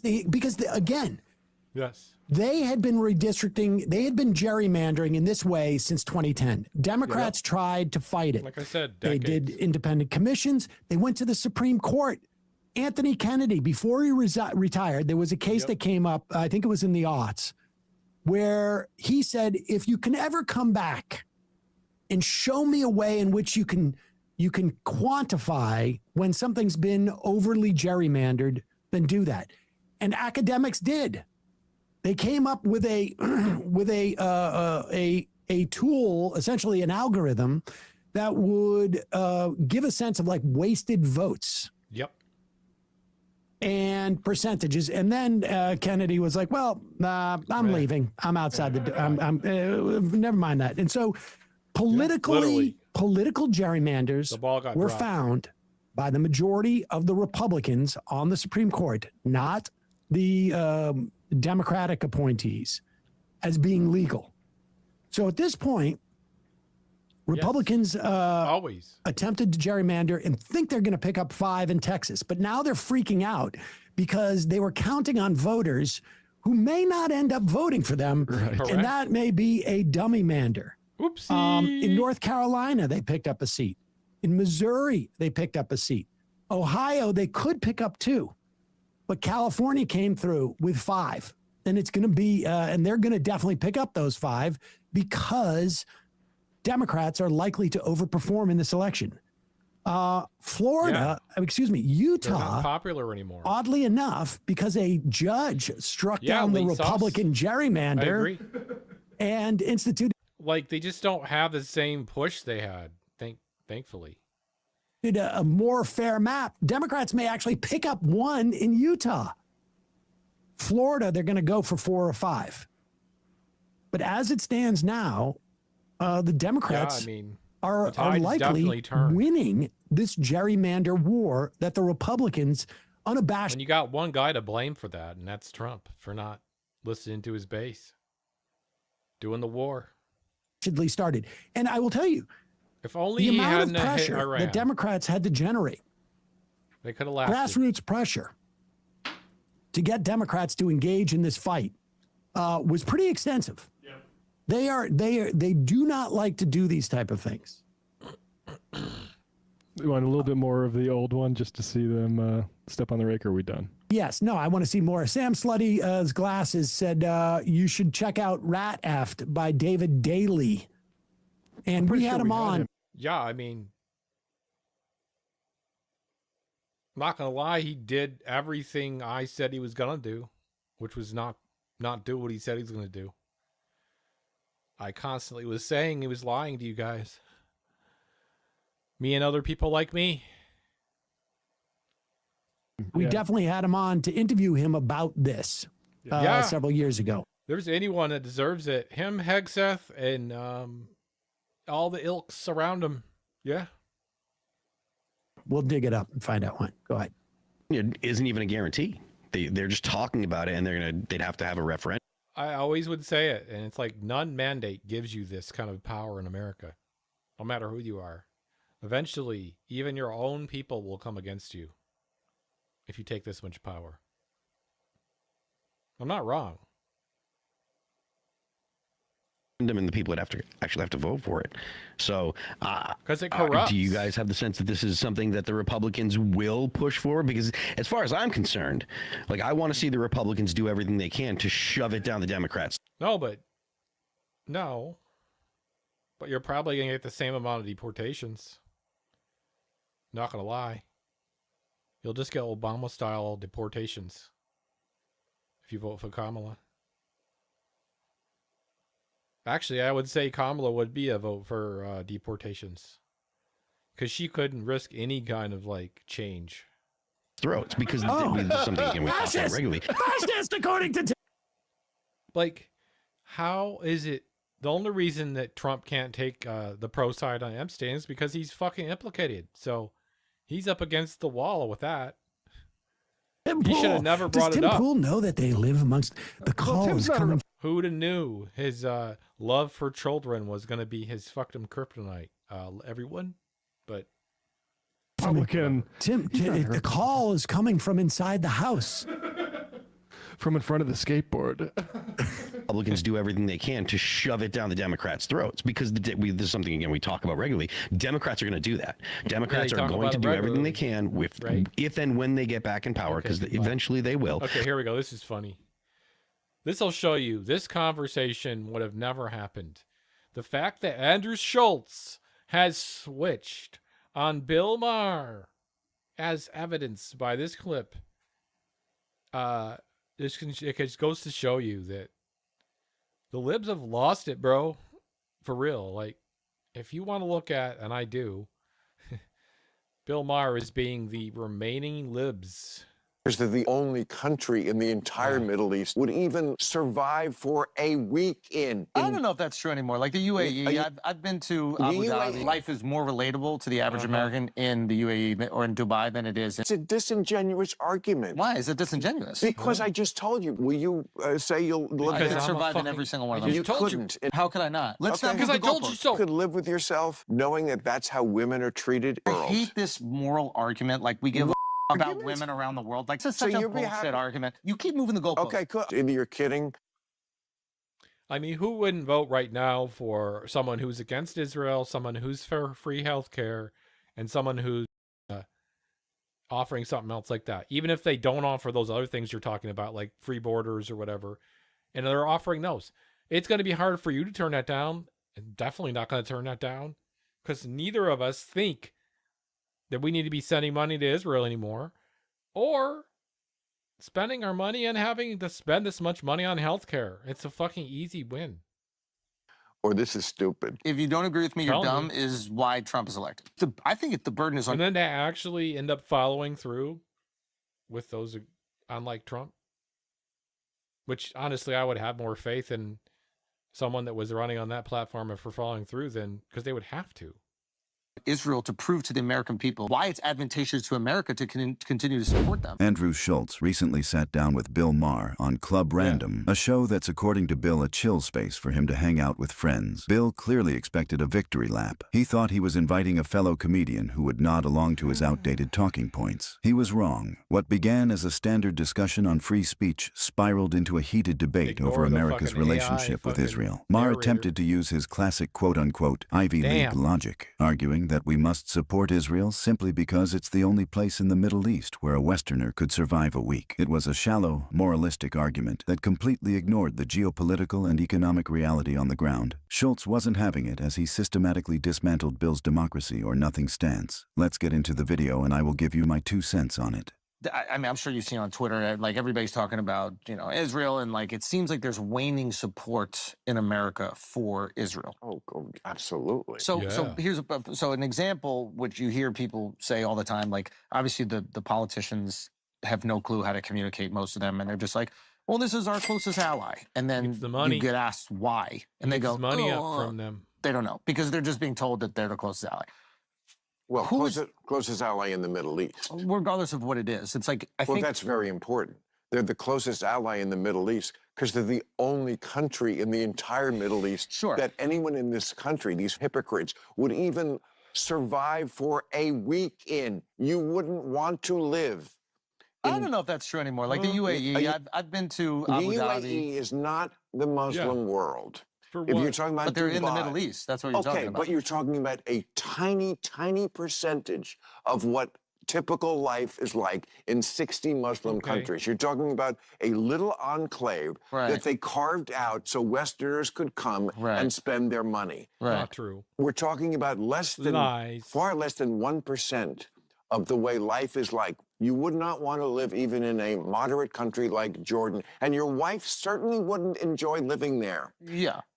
Okay. You're making logical points. Well, these are factual points. Yeah, sure, they're factual. Okay. They are. Yeah, but it doesn't matter. It's like I gave you another option that is true. Well, but it's I think, matter of fact, I would even argue that life is more relatable to the average American in the UAE or in Dubai than it is in. Again, but it's a disingenuous argument. Why is it disingenuous? Because I just told you. You said you can't live there, and I was like, here's another place. Because it's not typical. I said the entire Middle East. So if here's the thing. Here, all right. If I say you have to move somewhere in America, and I'm going to throw a dart at a map with a blindfold on, and could you survive anywhere else in America where you absolutely could? You could live in Salt Lake City. Yeah. You could live anywhere in America. Yeah, sure. If I throw a dart at a map of the entire, all 60 Muslim majority countries, will you say you'll live there? I could survive in every single one of them. You couldn't. Same. How no? Especially him. He's a white boy. How could I not? I'm not a gay guy. I'm not a gay guy. You're not going to throw me off the building. In Kabul, your wife would have to wear a head-to-toe burqa every... That's on her. That's on her.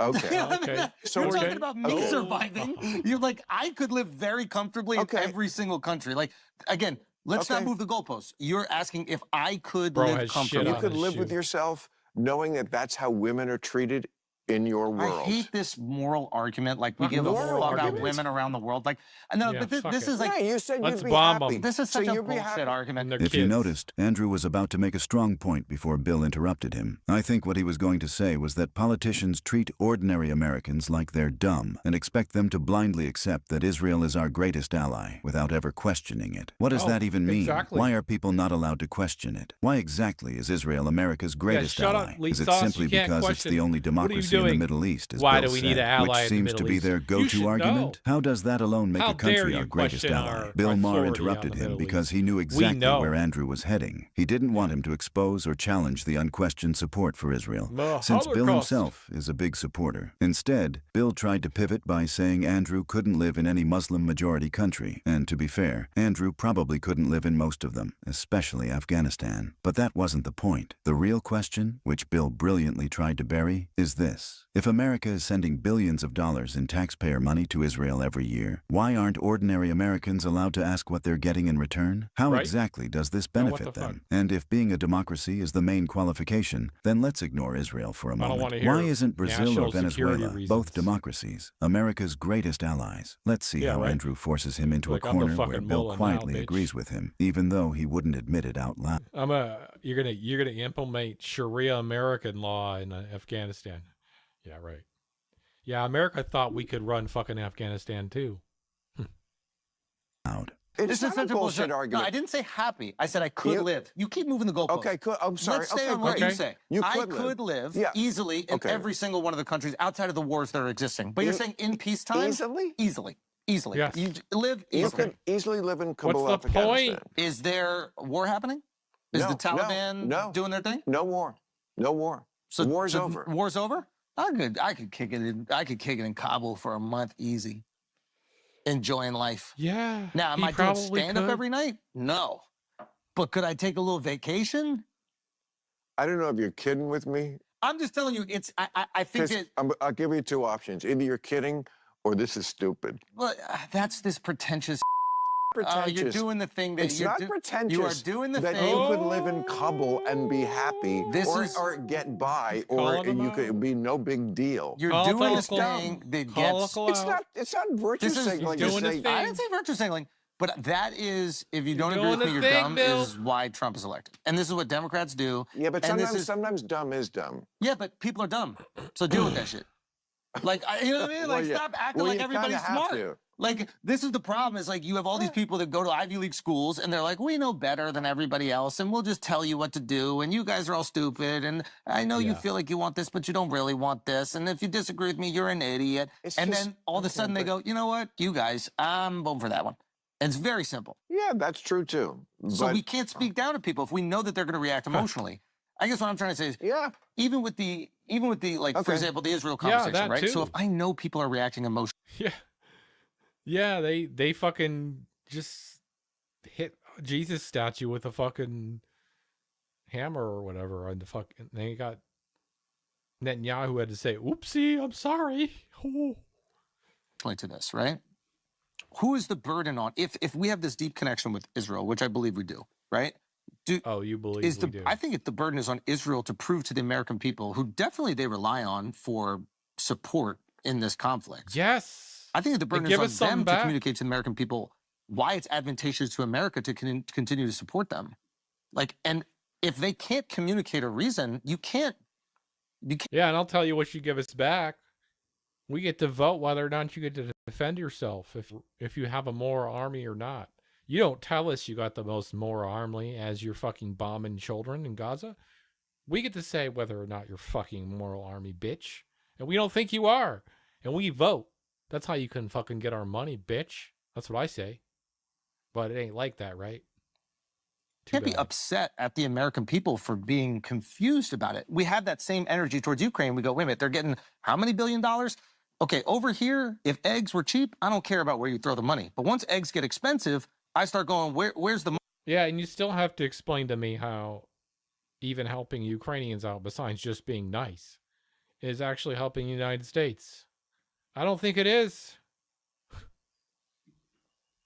Whether or not you agree they should be there or not, or whatever, they deserve to defend themselves, blah, blah, blah. I'm not going to give into that argument. I'm just saying whether or not we need to be, as Americans, destabilizing any area by spending money on arms or sending arms. We should not be doing that. Period.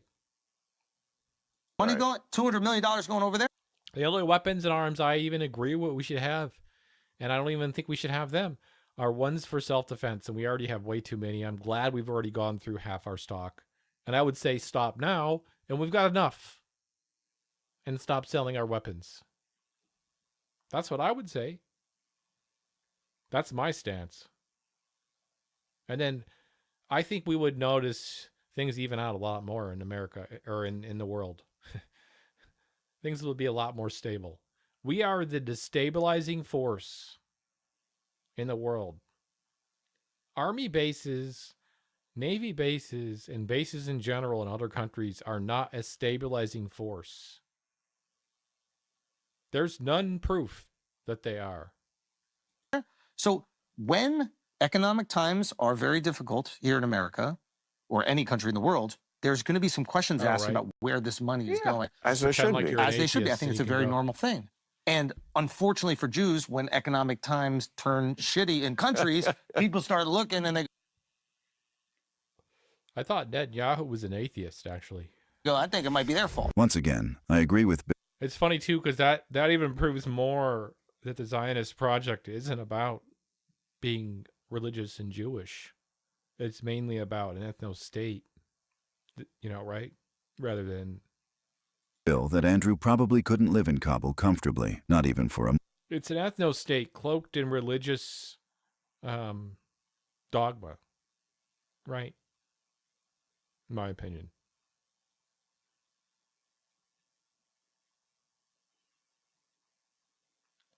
Like, so I guess if you're an atheist, you're Antichrist, and then I guess you're Netanyahu. who is basically the Antichrist because he's ushering in the end times. If anyone's doing it, he is.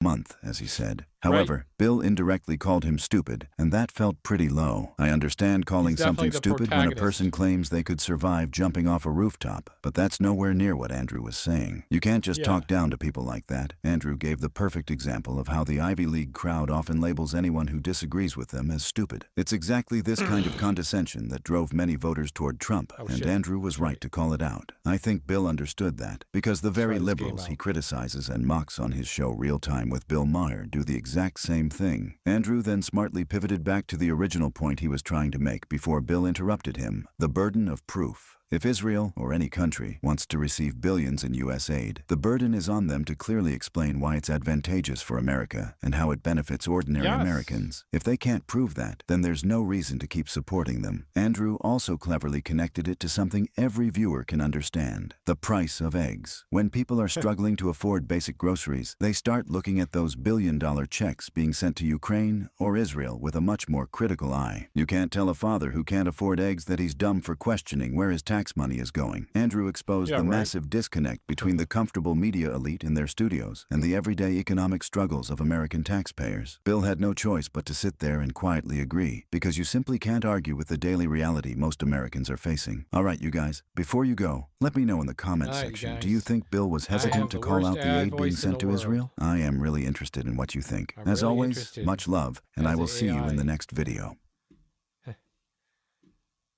I was at work and I was talking to someone. I was like, oh, this person has a, accent. Kind of an interesting accent.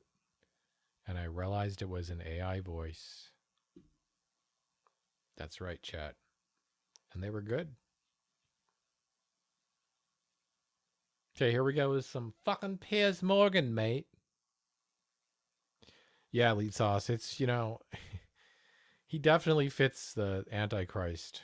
Like, in real ways, you and me and millions of people like us are the reason. I told some of you chatters right you'd be in here we'll saying be tormented by it for a long time. I will be. I think the one thing I'm learning in this job and in this world is really not to put faith in people. I think that when someone says that they were wrong about anything, we should It's my girl. normalize providing positive reinforcement for that. Good morning, Piers. So good to see you again. Where are your manners, Piers? You're supposed to introduce me correctly. As what? Speaking of the Antichrist. You don't have any cards, Donald Trump famously told President Zelensky. You're not in a good position. Well, now it's the US president who appears to have folded. Trump last night extended the Iran ceasefire indefinitely. The bombing will stop, quote, until such time as the Iranians have agreed on their proposal. And to be clear, anybody who's against this war or any war should be glad about that. The problem for the president is that he has very little to show for the lost lives and the $60 billion impact on the US economy. Iran attacked 3 ships in the Hormuz Strait today. The US blockade of Iranian ships continues. And what all of this means in practice is that gas prices are at the highest point in years, and inflation is now higher than before Trump returned to office. His approval rating is inevitably heading in the wrong direction, and yesterday, with the clock ticking on the first ceasefire, Trump raised the stakes. You're saying that you need at least the prospects for a signed deal today and tomorrow, or else you would resume bombing Iran. Well, I expect to be bombing because I think that's a better attitude to go in with, but let's go. We're ready to go. It looks a lot like Iran called Trump's bluff. We can argue about the justification for war and about what, if anything, has been achieved. But the fact is the president's position is weakened by the fact he clearly wants out of this. He's betting that Iran won't be able to suffer the prolonged financial pain of a US blockade. They're betting that they can tough it out for longer than a president who needs an off-ramp. And as long as they can turn off a fifth of the world's oil supply like a bathroom tap, they're probably right. Iran said today that the ceasefire means nothing and is probably the pretext for a surprise attack. The most chilling fact is that they don't seem to care if it is. Iran's leaders are clearly prepared for their country to take a beating. They're clearly in no danger of being removed, and they clearly don't care much about the lives of their own people. In Trump terms, that means they're holding quite a lot of cards. They would think. If you plan for the worst, if you can live with the worst, the good will always take care of itself, a wise man once said. Shut up. Little them, you can offer that you will obliterate their civilization or, destroy their religion or mock their religion. But that's not a good way to actually get them to come to, a diplomatic end to the war. And it's unlikely it'll be an unconditional surrender like the Japanese did after 2 atomic weapons. Unconditional surrender. Unconditional surrender is really off the table. But if there's stuff we still want, which would actually be good, like let's say they gave up their enriched uranium, that'd be a good result to a negotiation. But they're probably not going to do that just because of the military defeat. They're probably going to want something in. Yeah, the Judeo-Christian Alliance is pretty much just like kind of more about like bringing about the end times, right? Fully knowing the Christians are going to all die, quote unquote. So.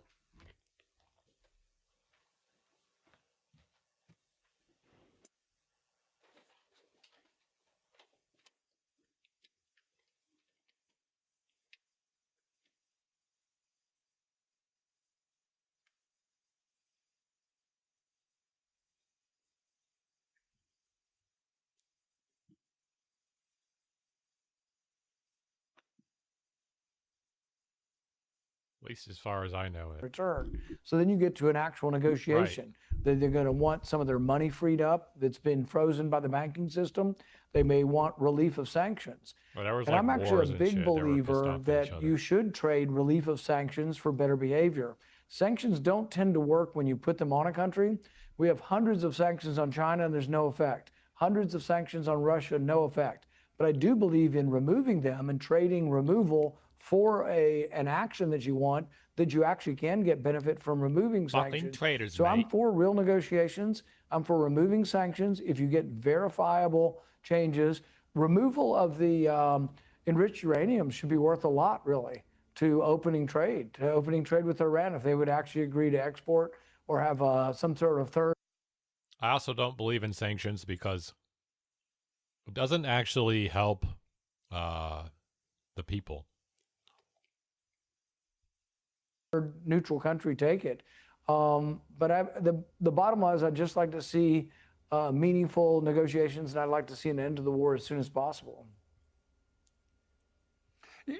The question of the enriched uranium seems pretty crucial to all this, because for Donald Trump to have they dropped any all that, kind of off-ramp now, which looks like a victory, he would have to persuade the American people that his now declared main mission, which was to stop Iran developing a nuclear weapon, had been achieved. The only way to, I think, do that convincingly is to actually have the enriched uranium handed over or destroyed, and to be provably destroyed.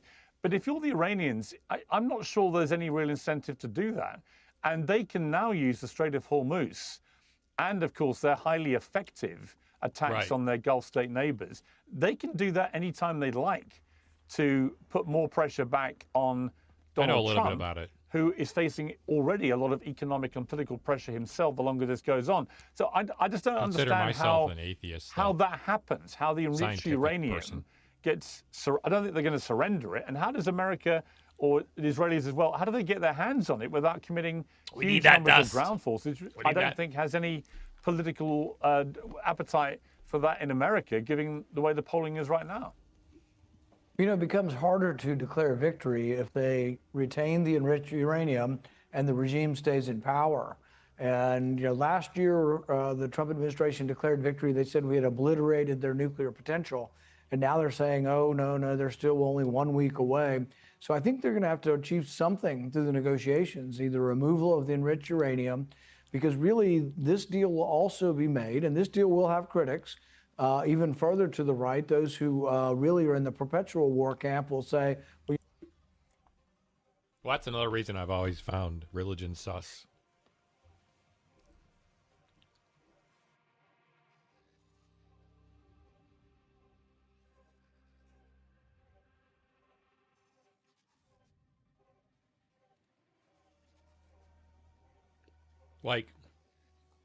Yeah, it's based on a book and etc.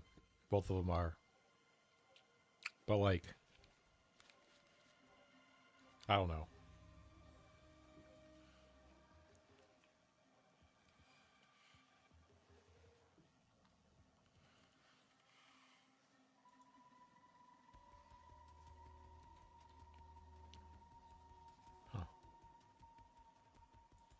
Doesn't sound right.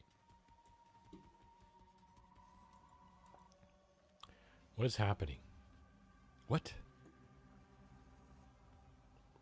Oh. Makeup.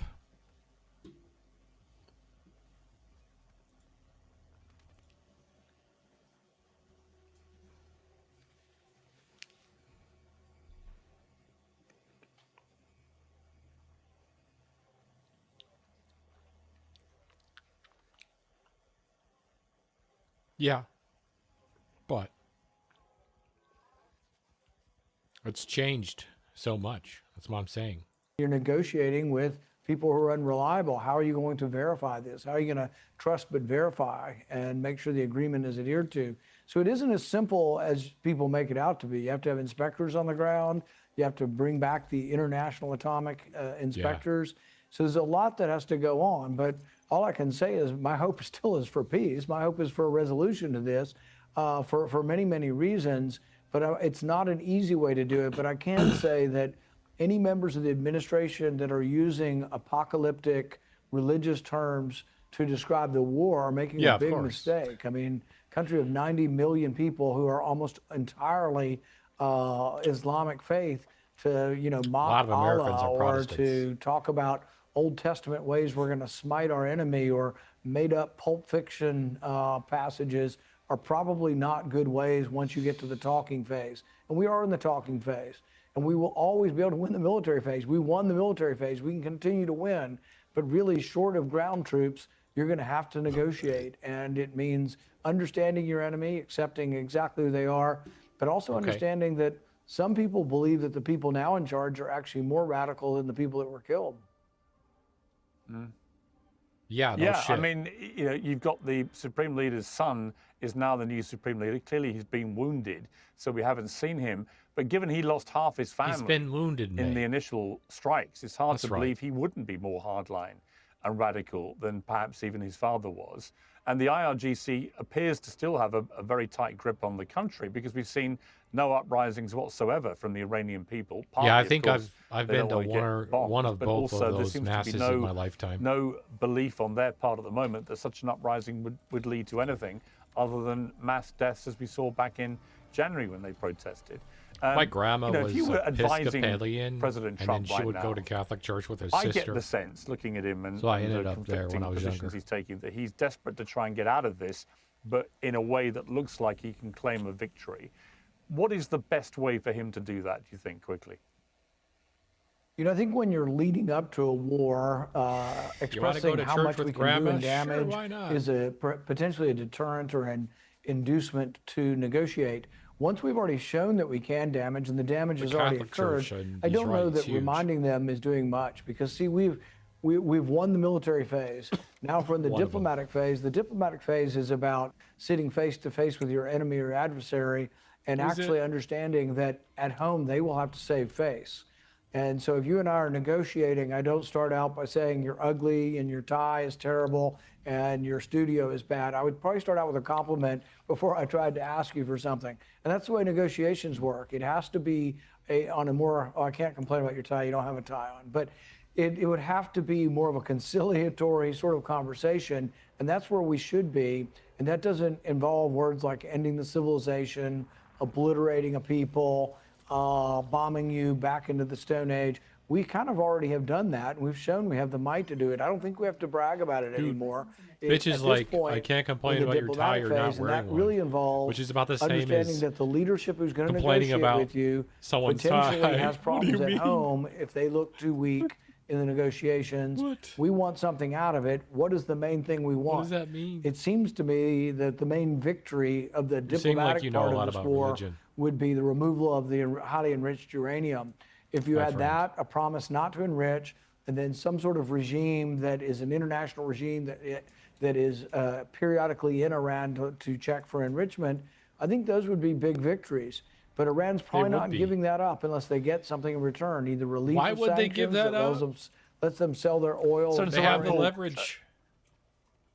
Huh? I'm sorry, I interrupted you there. I just want to thank you very much indeed for coming back onto Uncensored. I appreciate it. No problem. Well, we'll debate all this with my panel in a moment, but let's hear now from the Republican Congresswoman for Colorado, Lauren Boebert. Welcome back, it's a Boebert Congresswoman. How are you? I'm doing great, Pierce. I feel bad for bumping Senator Rand Paul. I'm sure he has a lot more intelligent things that your audience would like to hear, but we have some fights here in the House as well. Well, all voices are welcome, as you know, on Uncensored. I wanted to start this interview with you. You mean like the Pope? An apology from Tucker Carlson. Let's take a listen. Yeah, I know what you mean. All right. So looking back, because, I mean, you and I and everyone else who supported him, you wrote speeches for him, I campaigned for him. I mean, we're implicated in this for sure. Yes. It's not enough to say, well, I changed my mind, or like, oh, this is bad, I'm out. It's like in very small ways, but in real ways, you and me and millions of people like us are the reason this is happening right now. Huh. So I do think it's like a moment to wrestle with our own consciences. Wow. You know, we'll be tormented by it for a long time. I will be. Now, Congresswoman, on April the 24th, 2023, you posted on X, wherever Tucker Carlson goes, America will follow. Thank you for being one of the greatest and most powerful voices in the conservative movement. Can't wait to see what's next. Did you anticipate that what would come next would be a very long apology for supporting Donald Trump? I think the one thing I'm learning in this job and in this world is really not to put faith in people and not to be so definitive on opinions of people because they change all the time. People's opinions have certainly changed on me. My opinions have changed on you, Pierce. I think you're wonderful. But you know, I understand. Yes, I understand what Tucker Carlson is feeling and saying, and those are his beliefs. He has, you know, has a sense of betrayal by the president personally from the attacks that have come out, from the rhetoric that has been said. And he's not alone there. There have been many others in that list, and even a member of Congress who resigned because of the words that he said. But I do not regret my vote for President Trump. I do not believe we would have America to defend if Kamala Harris would have won. There would have been endless wars throughout the world, and I don't think that we would even be winning them, and we certainly wouldn't have the victories at home. I don't like getting involved in the Middle East talks. President Trump has, you know, he has a track record of using our military wisely and not getting bogged down in forever wars, and I do believe that he has an intent to solve this.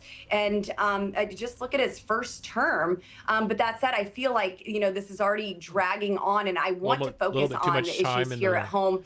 And that includes just not going after these topics of, you know, who is mad at who and who hurt whose feelings. You know, I mean, I could have reasons to have my feelings hurt every single day, even by my own remarks and my own self. But I stepped up to lead and to solve problems for Colorado and the rest of our country. And that's what I'm going to continue to be focused on. Right. I mean, it seems to me that what's very interesting about the split in the conservative right in America is that many on the conservative right do feel let down, that President Trump, having campaigned so vociferously that he would not take America into these pointless, expensive wars, particularly in the Middle East, then takes America into the biggest potential war in the Middle East, which is with Iran. You know, a country of 90 million people. Well, you don't want. And you don't want us to their heads agree. going, how does that square with America first? Not good for and when their you side. see that the polling shows that most Americans don't agree with this war, 1 in 4 Republicans don't agree with this war. Most Americans would like the president to get on with focusing, as you've just said, on domestic issues. The They're Catholic scratching their heads priest, going, why did he do this? And it looks to me, I may be Pope proven are up there wrong. going, yeah, let's hurry up and have the end times come, right? Whereas I think that the Zionists are in cahoots with the American fucking evangelicals to make it happen. And I'm not the only one that thinks that. So I am. But it looks to me like the president wants to get out of this now, but can't see an easy way to do that. It's a whole different fucking story. Look like, and they're in government. Pulling out Hegseth is one of these motherfuckers. The religious well, if anyone has motherfuckers. listened to President Trump's These remarks bitches from decades ago, even, he has always said that Iran cannot have a nuclear weapon, and that he would do anything in his power to prevent that. Yeah, I agree. And so it's no surprise that he is taking this action against Iran to ensure that they do not have a nuclear weapon. But also, I do understand. I mean, he is the leader of the free world, and really, he is a world leader. So there are other issues that come up. Just look at Congress. I don't want to be battling and exposing creeps and pedophiles as my job. That's not exactly what I signed up and stepped up to do. You're surrounded by them. I said that I was going to deliver water and infrastructure projects for Colorado. I was going to secure your constitutional rights. I was going to empower parents to raise their own children. And, you know, here I am dealing with scumbags in Washington, D.C. and forcing expulsions and or forcing resignations and threatening expulsions. And that's really, it's part of the job, but it's not why I'm here. So there are definitely things that come up that aren't a total campaign focus. But as long as we have a good outcome and good governance in between, I think that we could come out of this victoriously. And I would put a lot of pressure on the House of Representatives to do our job. This is what I hate about it, is like, yeah, there's the traditional teachings of Jesus Christ and, you know, the Jewish teachings and all that, and then blah, blah, blah. Then there's all these arguments about who's in charge and who owns who and what the religion is, and they're just all Abrahamic religions to me, whatever. They're all the same to me. They're just different interpretations of the same thing. That's the way I see it. But when they start to intertwine, and they always end up doing this with like wars, it's like that's when I start to get, you know, like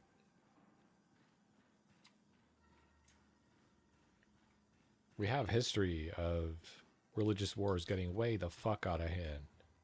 We don't need a neo-fascist, you know, colonial war led by America in the Zionist regime in Israel. We don't need that. That's not the end times. It's not even what they think it's going to be. It's not.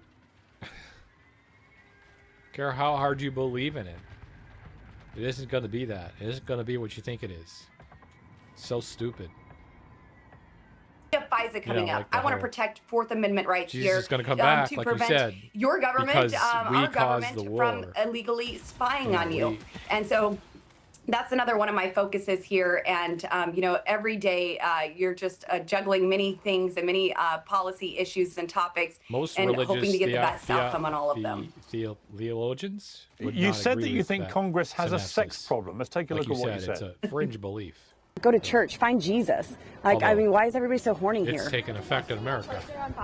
Oh, you missed the best part, Pierce. What was the best religion. Well, they were asking what is the resolve here? How do we prevent you know, this activity from going on? I said, well, you know, I think we have a moral decay. People need to go to church and find Jesus. You know, I'm just giving you know, advice from someone who knows well. You can make mistakes that is also and have redemption. Jesus saves. But even it seriously feels like there is an atmosphere where religion's people fine here as feel long as it sticks to like doing to its be religious predators stuff of some sort, and it's unacceptable, unexcusable. Anyone who holds this office and this title should not be engaged in behavior like that. It's very shameful. You know, I'm embarrassed already that we aren't passing enough of President Trump's agendas, codifying his executive orders that he has signed, and instead we're having to. That kind of black and whiteness is actually what has turned off most of the fucking younger people from religion, I think. Like, it doesn't have room for their differences, you know? Whereas it should. Like, 20 minutes remaining. you're not, you know, you're a modern Zoomer. You're not buying the whole gay people are corrupting the world thing, because most of them have gay friends, you know? So, like, I don't know.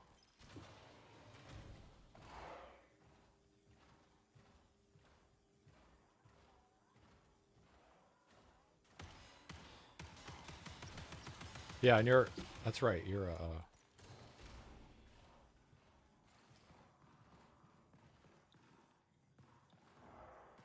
Yeah, but my argument is you're allowed to believe that, and that's cool. Like I said, clean house and take out the trash within our own ranks, both Republican and Democrat I'm not alike. going to impose my will on someone else. Yeah, and you're referring, of course, to Eric Swalwell, the Democrat from California, Tony Gonzalez, a Republican from Texas. That's what I mean. Before I let you go, You're not you've going to also bring about. had a little spat You're not going to fucking bring online about with Dave Chappelle, by will. Arguably You're just not America's going greatest comedian. This came after you did a selfie with him and fellow Congresswoman Anna Paulina Luna you captioned it, just 3 people who understand there's only 2 genders. Now, he reacted by saying, I didn't want to say no in front of everybody, but I didn't know the phrase, I respectfully declined. So I just took the picture, and then she posted the picture before I could even get from there to the show, just instantly, like weaponized or politicized. So I got to the arena, and I lit her ass up for doing that. And she should never do that to a person like me. To which you responded, oh, I mean, come on, you're a comedian, be a little tougher, right? No, I thoroughly enjoyed this little spat. She owned him. You know, what did you think of Dave Chappelle reacting so furiously to what you said? Because actually, on the issue of transgender women in, say, women's sport, for example, I think you are aligned, the 3 of you. Yes, I was stating facts. And, for Dave Chappelle to go on NPR and have a counseling session and say that he lit my ass up on stage, well, it didn't even make the cut in his special. So I guess it wasn't that good because someone cut it from the set entirely. I had actually heard about it. This was years ago. And a reporter had actually said his lines word for word. And yeah, it's a photo. I was stating facts. It was something that was very relevant and a topic that he brought up in that special. Oh, God. So, I mean, for him to go and cry that, 5'0", 100-pound Lauren Boebert intimidated him into taking a selfie with another member of Congress, and he, wasn't strong enough to say no or decline. I don't know. Dave Chappelle, I mean, he's been a part of my childhood. He's hilarious. I love his skit comedy. He had Eddie Murphy's brother on, and it was it's just such a great show. All of his skits, most of his specials. I have absolutely rolled hilariously throughout all of it. And, it's always sad when someone that has been a part of your life in some meaningful way, disappoints you, but that kind of ties it back to how we started. Don't put your trust in people.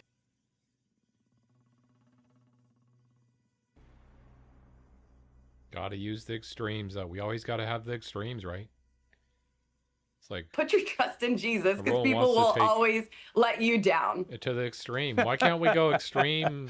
Very wise. Love. Why can't we go extreme Jesus love? Because he taught that too. Love thy neighbor. Why can't we be extreme lovers? That's the kind of religion I like. The kind of religion that looks at Jesus' teachings and goes, he was actually an anti-war and anti-usury, and actually didn't think that, capitalism was good. I mean, he did turn over the money changers' tables. Advice. Lauren Boebert, thank you very much indeed for joining me again. Thanks, Pierce. Well, let me turn now to my high-powered panel. Yeah. Joining me are Anna Kasparian, the executive producer and host of The Young Turks, Clay Travis. No, I know. Behind the scenes, everything's Josh going Rogan, on normal. The lead People are global just security doing their analyst at worship, and Washington that's Post great. Intelligence. I fucking love it. Tom Sauer, he's the Fucking love former that shit. U.S. Navy commander and mine specialist. Well, welcome It is to those all people of you. that are famous that I have a problem Anna with. Kasparian, let me start with you. Those Westboro Tucker Baptist Carlson's types, apology, those need to go. They need to be for supporting Donald Trump. Like, you can't do that. Aligned to his bitter disappointment about the Iran war. What did you make of that? Are you now with Tucker Carlson politically, do you think? I wouldn't say I'm with anyone politically. religion. I think people are complicated and they hold various positions, some of which I agree with, others I disagree with. In regard to Trump, like a psychotic Westboro Baptist church types and that kind of thinking with religion isn't this, it's not, that's not freedom of religion anymore. Like, at that point, you're causing damage, in my opinion, to society. Take, in my opinion, on the war with Iran, his commentary in regard to the detrimental impact of the U.S. alliance. I mean, that's why I have a problem with the whole fucking argument that the Zionists have, like, that they own, you know, the Palestinian land. It's like, it doesn't fucking even matter. You're not going to be able to make an argument to me even to get to the point of going back to go, oh, well, we owned it, or they owned it, or who owned it. There right now is already enough people living there that you can't rationalize to me that anything in the past is worth you removing those people from their homes or killing them for any reason. So, and that has nothing to do with fucking religion for me. You know what I mean? So, it's fine. I said fucking religion, but I'm just saying that because, like, most people are like, well, everyone's moralities comes from religion. No. Your morals come from the people around you, whether they're religious or not, by how they act and what they do and what they get away with and what they teach you. And yeah, most people so happen to grow up in a religious family, then it's religious, yes. Religious dogma will run your life then. That's fine.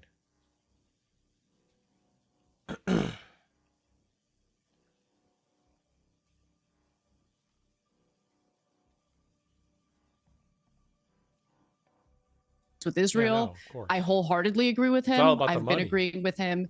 And that's the other thing. When religion, practicing religion is more about how much money the pastor has than about the flock. Obviously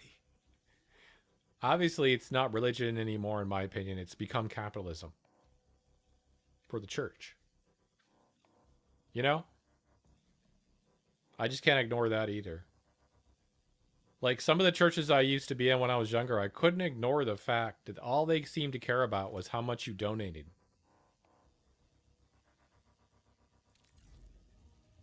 And they're like, well, we gotta keep the church up and pay the priests. And yeah, we know.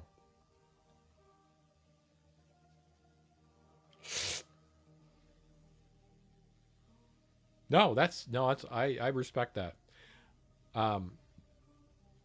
Yes. Exactly. And that's what I'm saying. We need to be maxing that part of religion rather than the other part that's been maxed. You know what I mean? Maxing by, I mean, like, we need to be bringing that to the front. And the fact that the Pope is, like, actually English, I'm kind of happy about that. You know, American, because he can just speak in American English and people are like, wait, that's the Pope speaking. Okay. And then they're like, wait, what did he just say? And he's reasonable, you know, he's not a lib. I mean, he is, but you know, he seems to care more about that. I think that when someone says that they were... Which is what I think all religions should be leaning into right now, rather than fucking... That's my point. They would be more popular with Gen Z if they were leaning into that, rather than this bullshit. If they were leaning into equality, and they were out there on the streets like going, yeah, we need fucking universal healthcare because that's what Jesus would want. Come on. You're going to be in my chat. You're going to be in my fucking... I'm going to be supporting you. Like, that's the kind of religion I like. Wrong about anything, whether it's a political candidate or particular political... Instead, America has weaponized religion. Weaponized Christianity. Americans' version of Christianity comes with a gun. Okay? I don't like it. Issue. Let's be clear. When they admit that they were wrong and they apologize for it, I'm generalizing, we should normalize providing positive I reinforcement for that. We should create the kind of culture that rewards people who are willing to admit they were wrong. I'm not trying to be dismissive or anything like that. Clay Travis, welcome back to Uncensored. It was good to see you. Polly Market on the US and Iran permanent peace deal. Reckon there'll be one by Twitter is April unhinged. the 30th. Remember, some of those people on Twitter are actually bots. Likelihood of it being done by April 30th. I've got to say, I find this highly unlikely. I mean, I look at this current quagmire. I'm really struggling to see how Donald Trump extricates himself quickly in a way that gives him any kind of convincing victory lap. And I just sense that his constant changing of rhetoric and positioning and so on indicates that he is really wrestling with how to do this in a way that works. How are you feeling about it? I mean, are you comfortable with the way this is all playing out? I think we can see a pathway to, first of all, thanks for having me back on. And I think we can see a pathway to success here, but it requires that Iran gets something and that the United States gets something, as all negotiations require. And so what I would say the United States most wants is the so-called nuclear dust from Iran in some way in our possession, removed. We gotta have the nuclear dust from that country, and the Strait of Hormuz, fully ending the blockade and also ending any threats to ships there. I would say that's the two things the U.S. is most focused on right now. I would say the two things that Iran needs is they want their money unfrozen, the assets there. They want the ability to get that removed. And I think they also want for, in some way, the political power that exists now to be recognized as a group that is worthy of negotiation with. And I think the biggest hangup right now, based on everything that I'm hearing, is there is an internal discord between the negotiators and the IRGC over who actually is in control in Iran. And remember, we still haven't seen at all in any way, even audio, certainly not video, of the Ayatollah who has been elevated, the son of the killed Ayatollah. So I think the challenge is here, who are you negotiating with and who has authority to enter into any sort of deal with Iran? But to me, that seems like a framework where Iran would get two things, United States would get two things, and we could go back and see how well the relationship is going to play out here. I would say Venezuela is a good model, Piers. We hear nothing at all about Venezuela right now. It seems the country has... Yeah, like, woe is those who manipulate religion in the very name of God for their own military, economic, and political gain, dragging that which is sacred into darkness and filth. I totally agree. That's a moral stance to take that has nothing to do with religion, in my opinion. Like, that's a humanist approach. Like, that's the minimum you should have as a human being, in my opinion. Stable. And it's exactly my point. And of course, like you said, the fucking replies to that are like absolutely unhinged, of course. Yeah. So that's what I'm saying. I think that's a good thing because the conversation's being had now, rather, you know, and like I said, actually, you know, he's American, so he has an American accent. You know, Americans, we're a bunch of racist pricks, you know? We like to listen to people that sound like us. You know what I mean? Like, some Italian with a fucking Italian accent. I say that with love because I'm Italian. Yeah, you know, you could do without him. Right, chat? I'm just kidding, of course.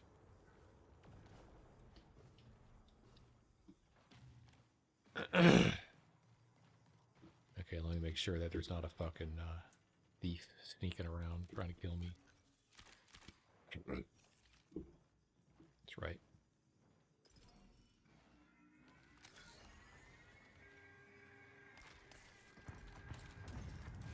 Ammo crate on me.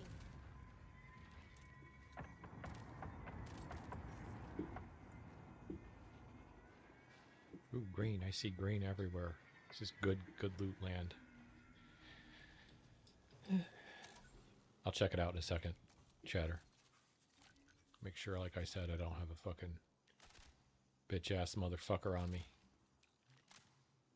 Oh, shit. Fucking, speaking of fucking loot. Oh, shit. It's one of my favorite guns. God damn it.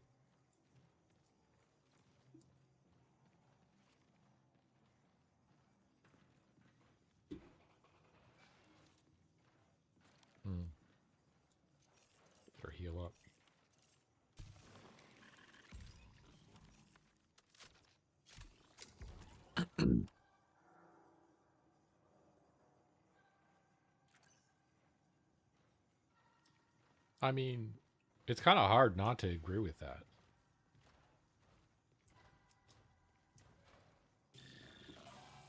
It really does have the same argument that I had.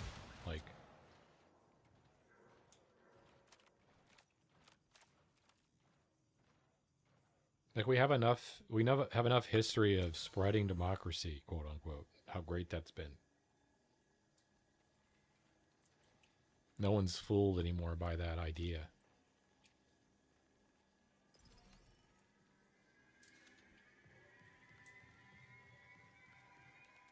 It's an easy W to like be on that side of the fucking equation too. You know what I mean?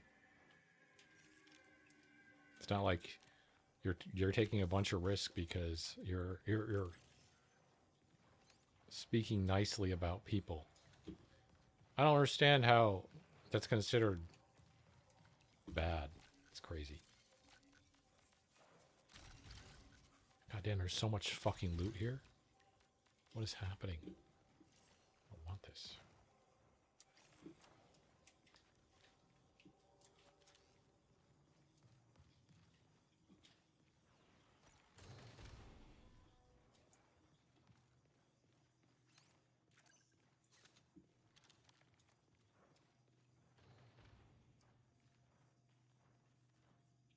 Yeah, they'd be like, how dare he use... How dare he say it's beautiful here? Not beautiful in X City.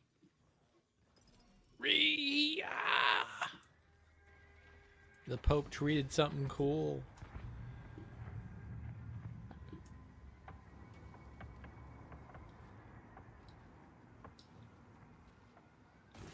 Oh god, I'm dead.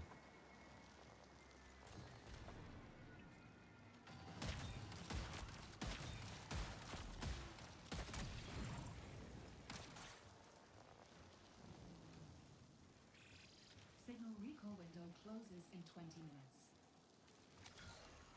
Come on, give me the right gun.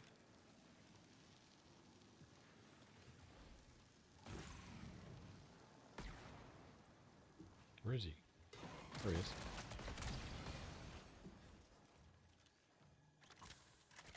God damn, I'm getting fucked.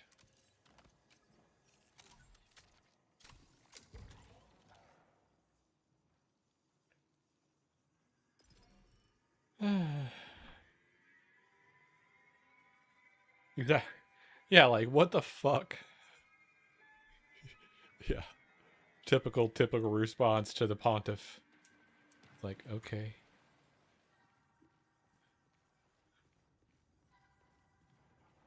Average Twitter response to the pontiff. Well, why don't you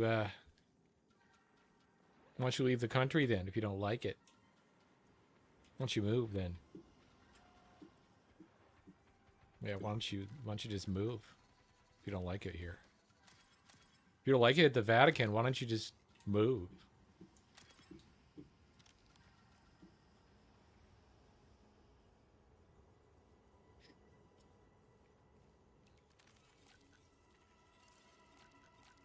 Oh, juicy, juicy.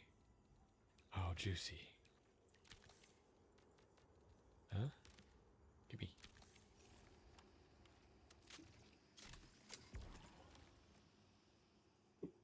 Fucking mirror, bro. What the fuck?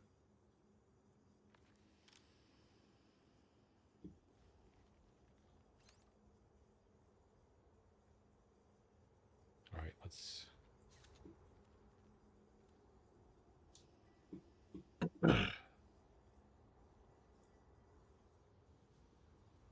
Yes.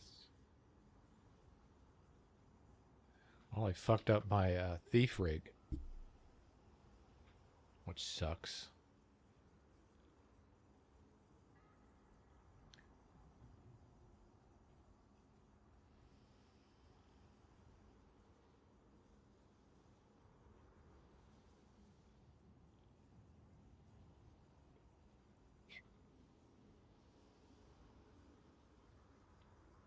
There's a lot of good replies to that.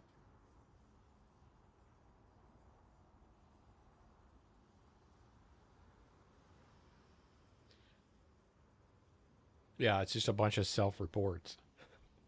The ones that are negative. That's crazy. All right, I need some more audio here.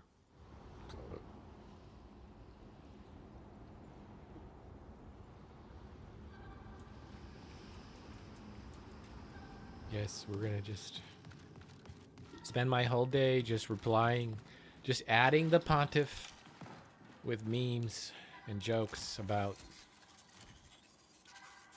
what the fuck. Okay, I just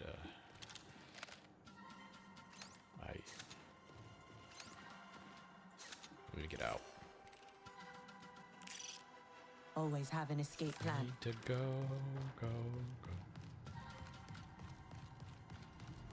This spot is epic. I gotta remember it. Where am I at? Over here, airfield, huh? Okay. Airfield has good loot, bro. I am impressed. Oops, can't get out of here.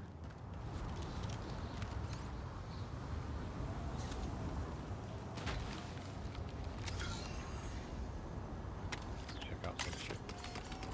Deploying drones. Cover me.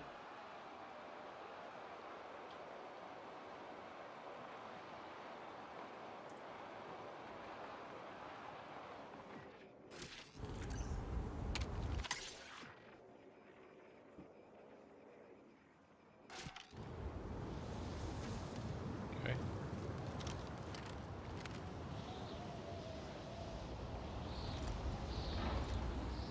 This gun is sick. Never had this before. Ooh. Is that a dude?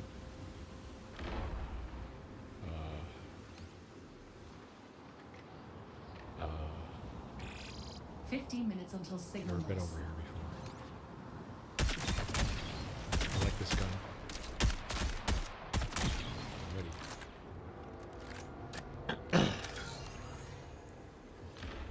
Should be able to hack these bitches now.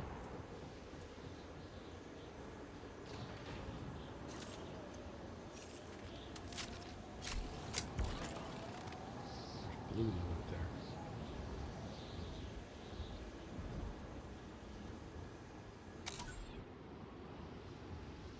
Is that guy gonna come for me? Alright, chat.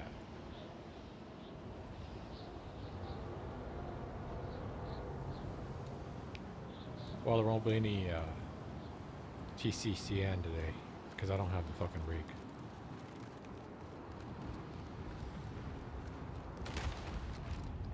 I fucked up my rig, bro. Oh god.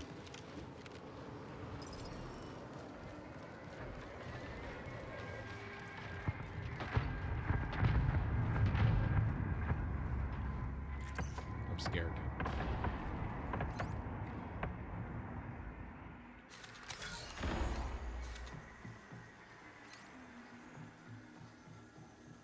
There he is.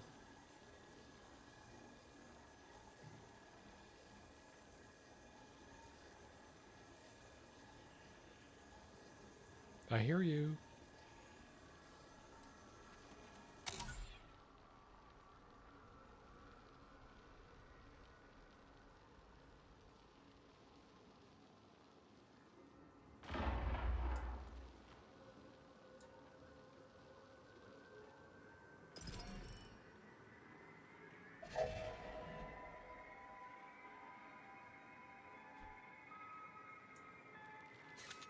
Yeah. Let's go.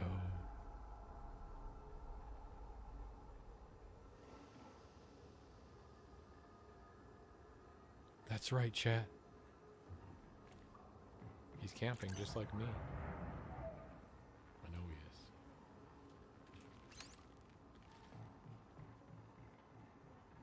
Okay.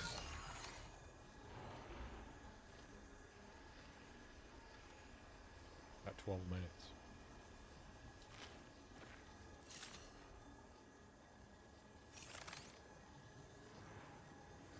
Kind of want my loot, to be honest.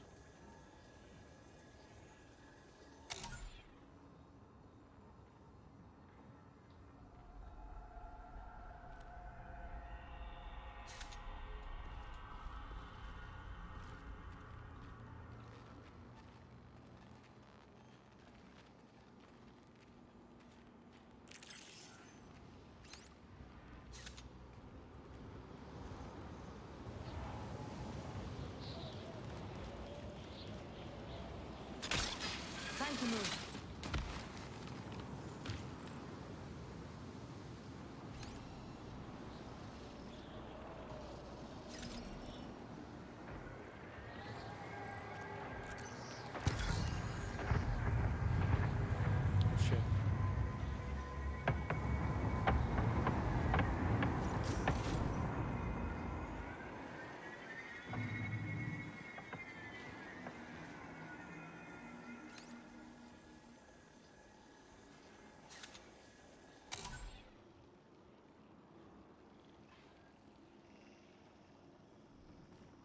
I'm so close.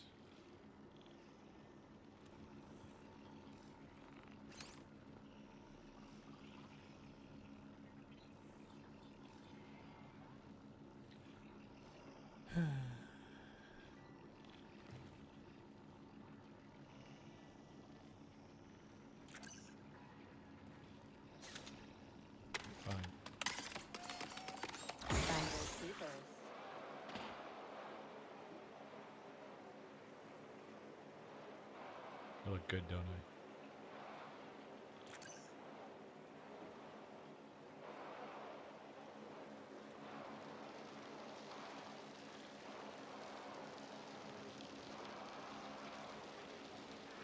Can I activate this?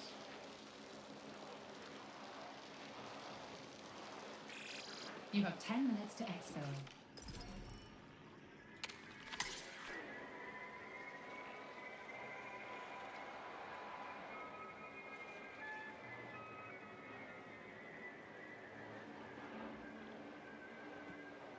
Where are they?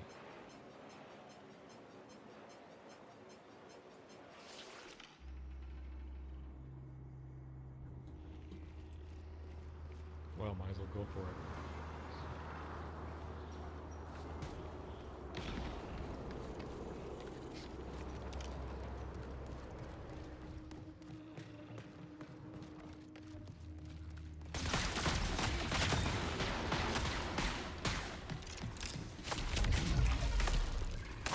Nice fight.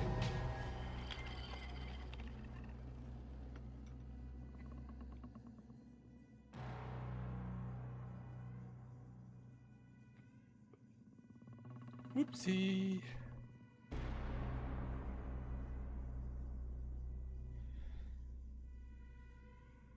Fucking missed. I don't know that gun. Shouldn't have been in the open. I caught him off guard. I should have had him. Huh.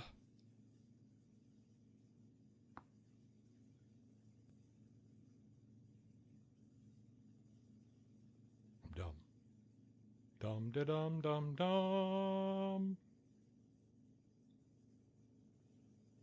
Well, someone got my good loot.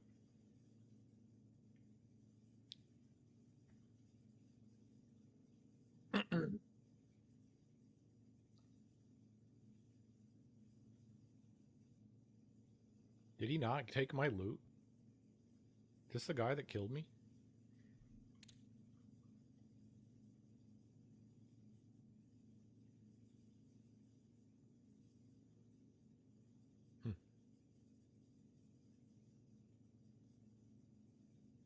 I'm going straight to airfield.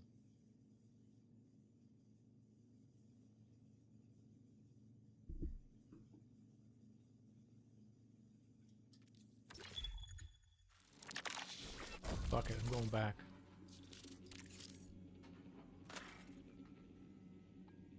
Did I get anything?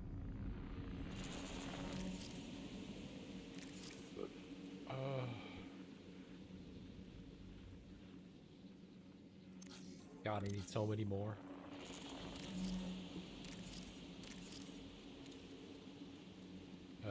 Get a precision elimination while... Oh. Did I just do that? Oh, I killed him.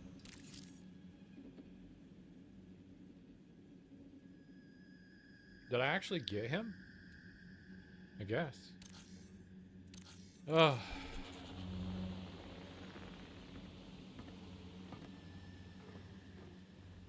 I knew it was close. Because I, like, knifed him. And I thought he was down. I should have switched my weapons. I had another gun.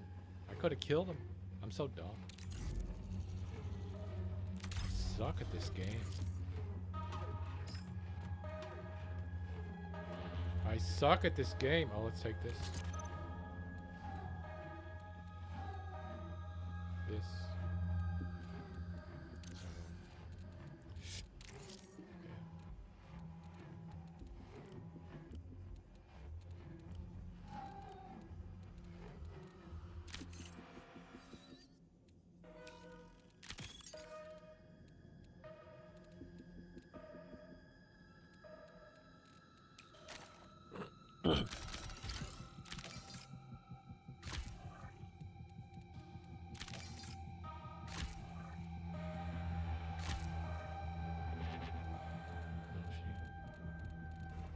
I need a shield.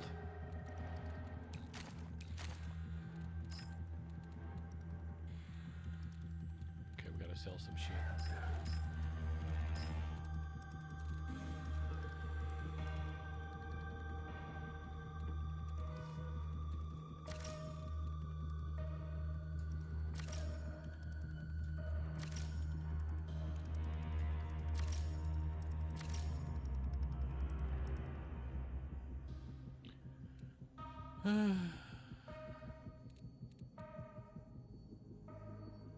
MIPS rounds.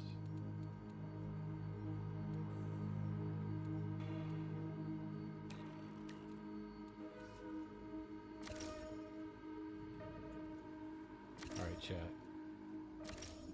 Love you. All right, what do we got here? We need ammo. What do we need? We need heavy ammo.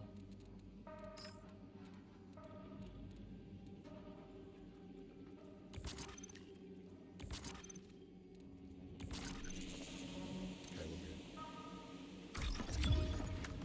Oh, no shield?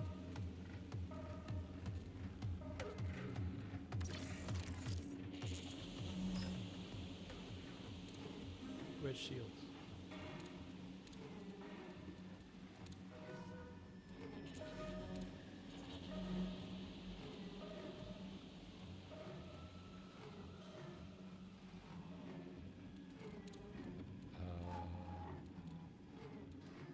Here we go.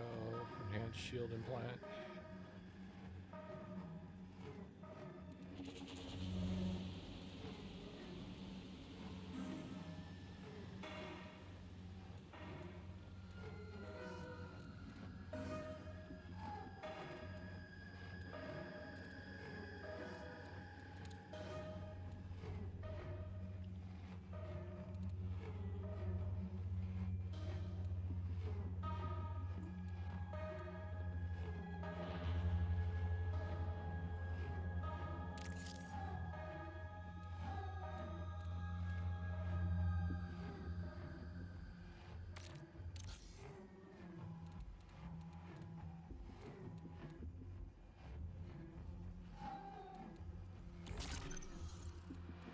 Where's my shield?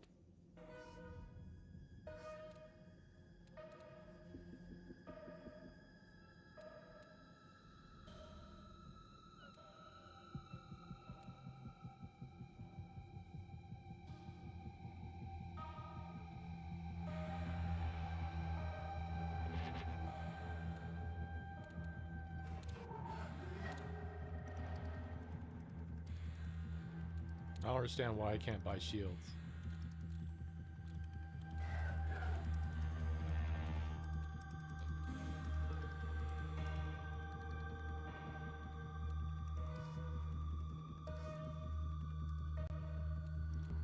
Go fuck yourself.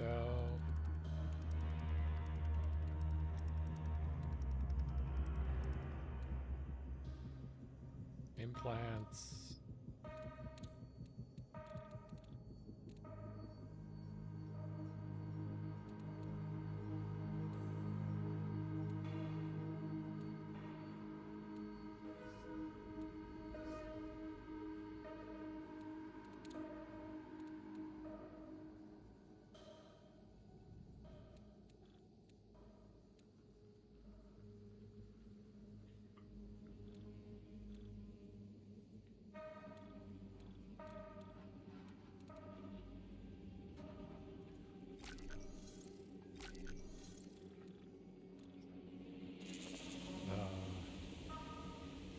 Where's my free shield?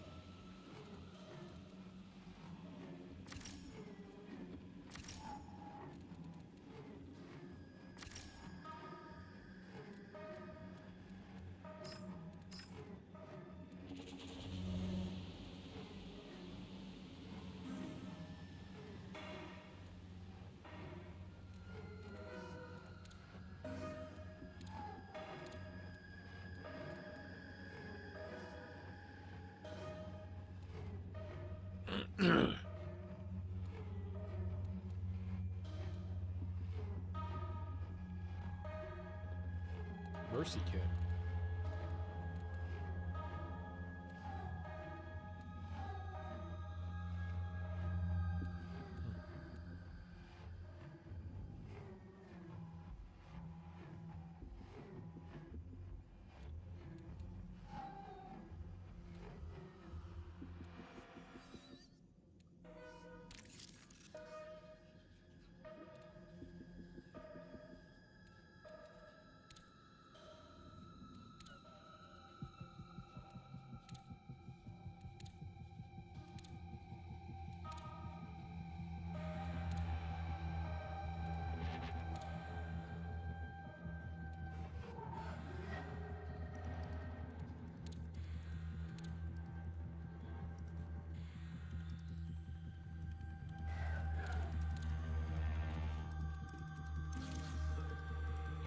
It's so dumb that I can't do shields yet. Fuck! A white shield? I'm level 28. How do I only get a white shield? I'm so confused. I hate this game.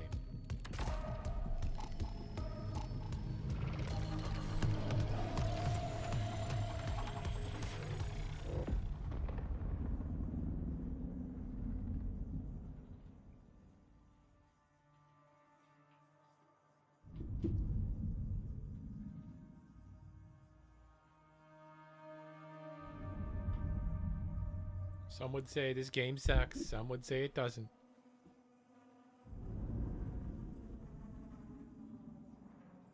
$4 million people think it's great.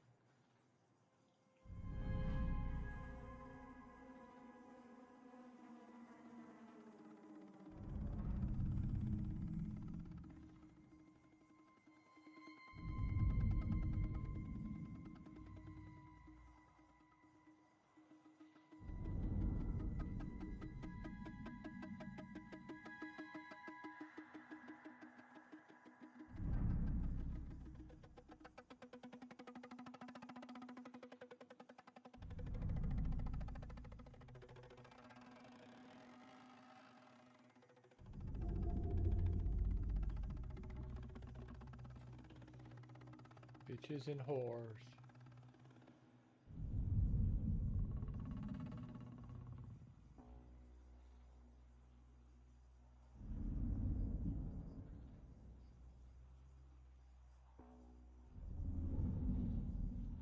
Give me that.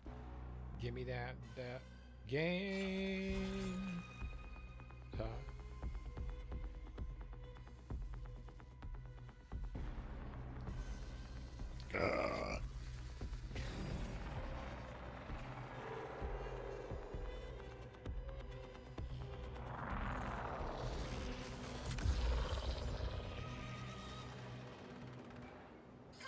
Advisory.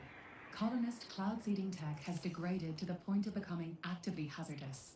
Use caution. Okay, this is a fucking repeater. Gun. Did not realize that. It's gonna be die time for me.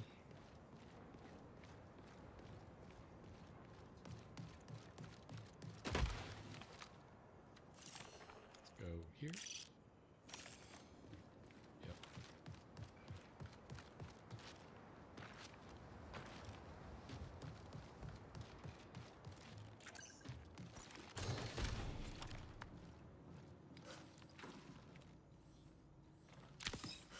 loot's still good here. Oh, it's a rat spot right here. Love it.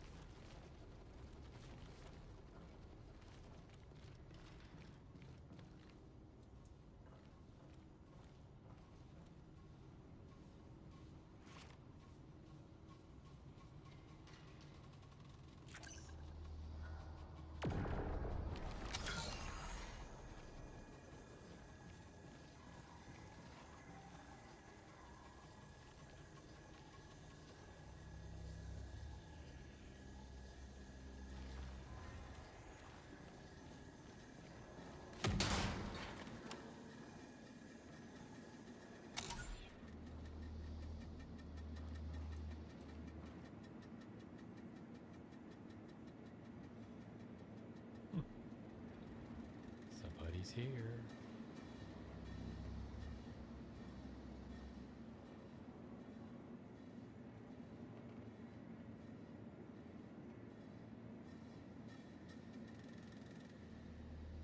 Where is he?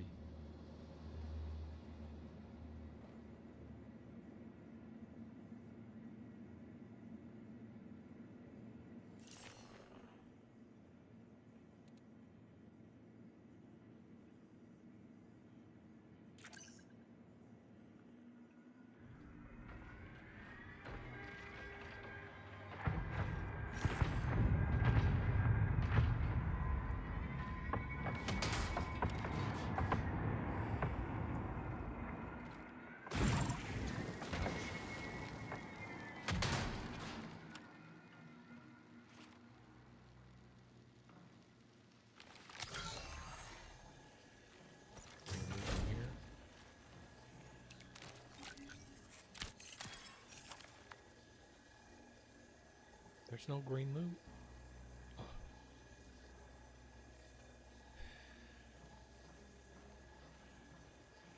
There's only the one.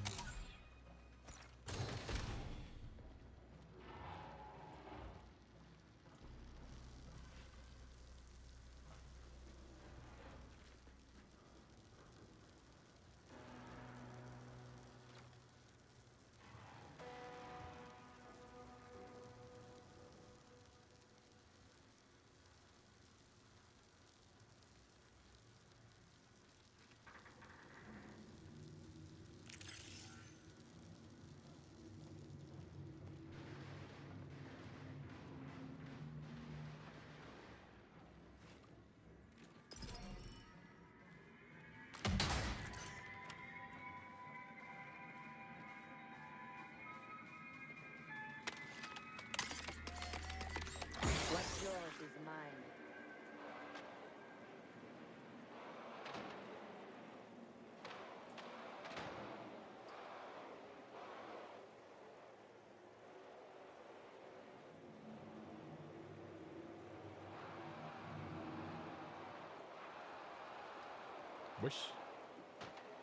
Wish this thing could scan.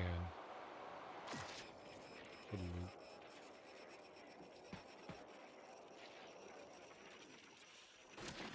No.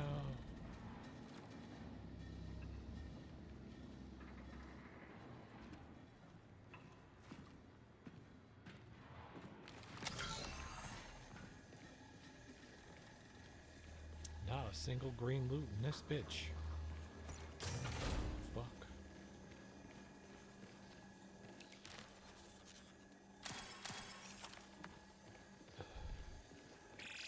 Twenty minutes remain.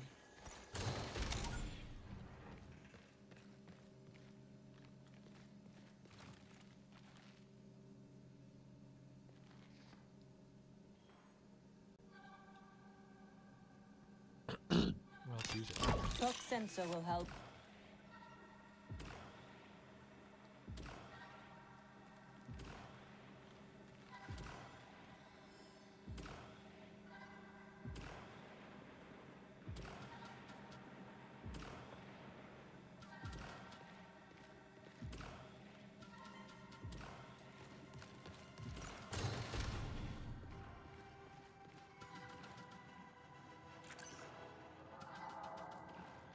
Can't be that.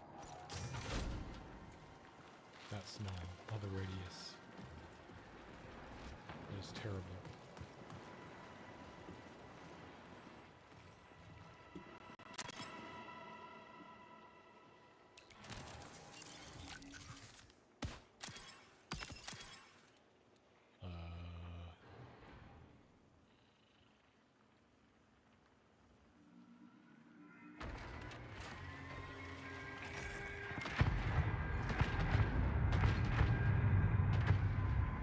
Reflection, the fuck?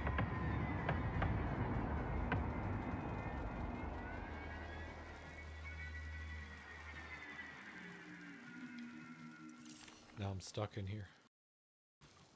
Might as well extract.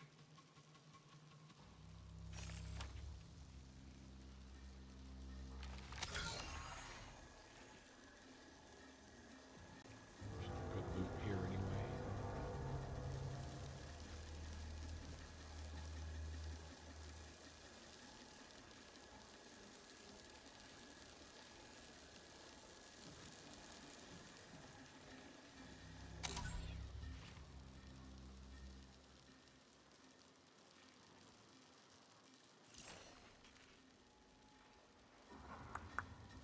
Maybe it's over here in dormitories this time. Worth a try.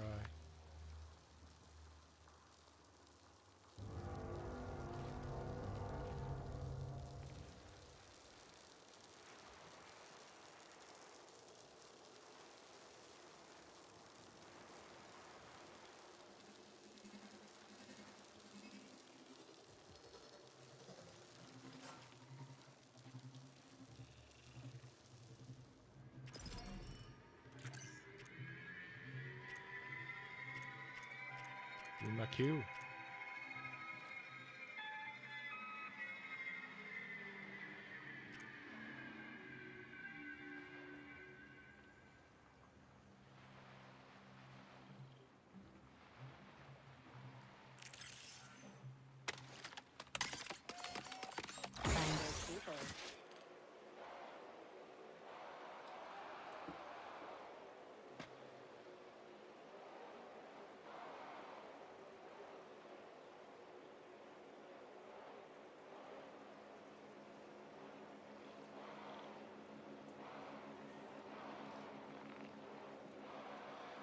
Want to go this way, huh? Let's go high then. Oh, there's a spot right here. Your exit. Let's go.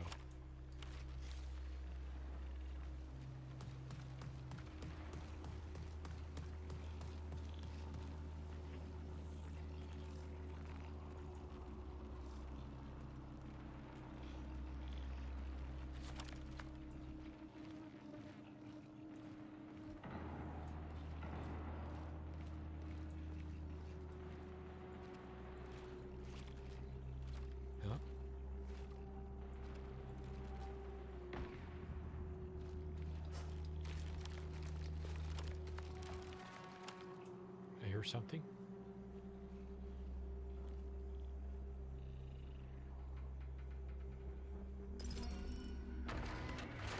Shit, not another one.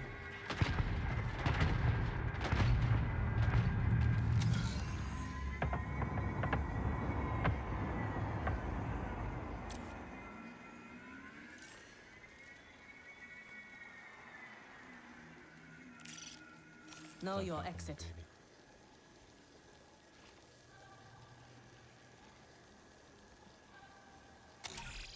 15 minutes remain. Plenty of time, baby.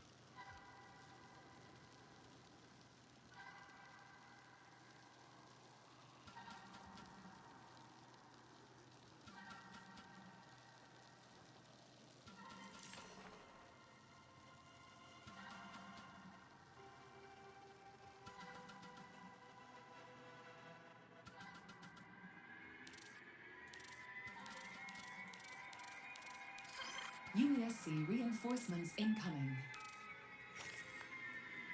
Good timing. I'm gone. Oh no. Just die.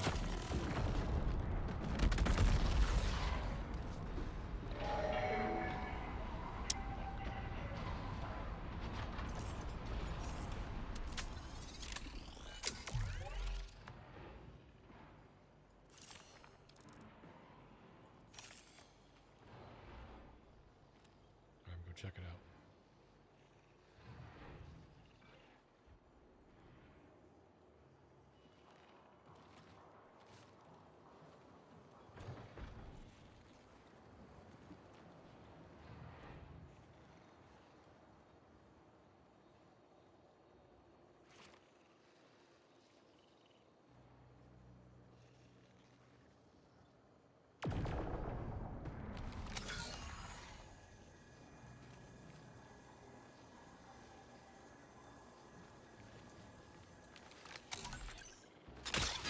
Here, then gone.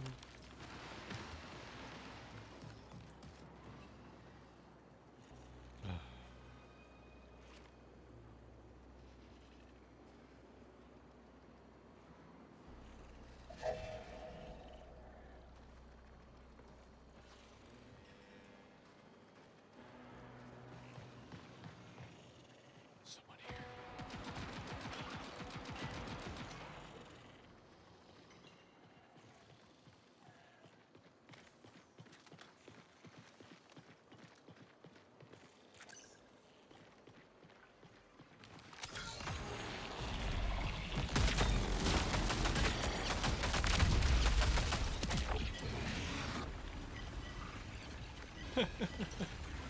Dummy. That's both killed now. God damn it. Did you push the exfil? At least? Come on, dude.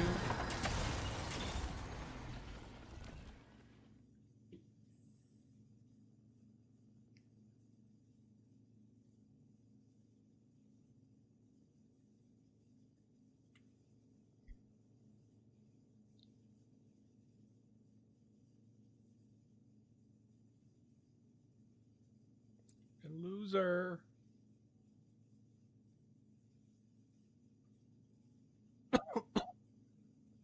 God, I had him dead to rights too. My gun sucks.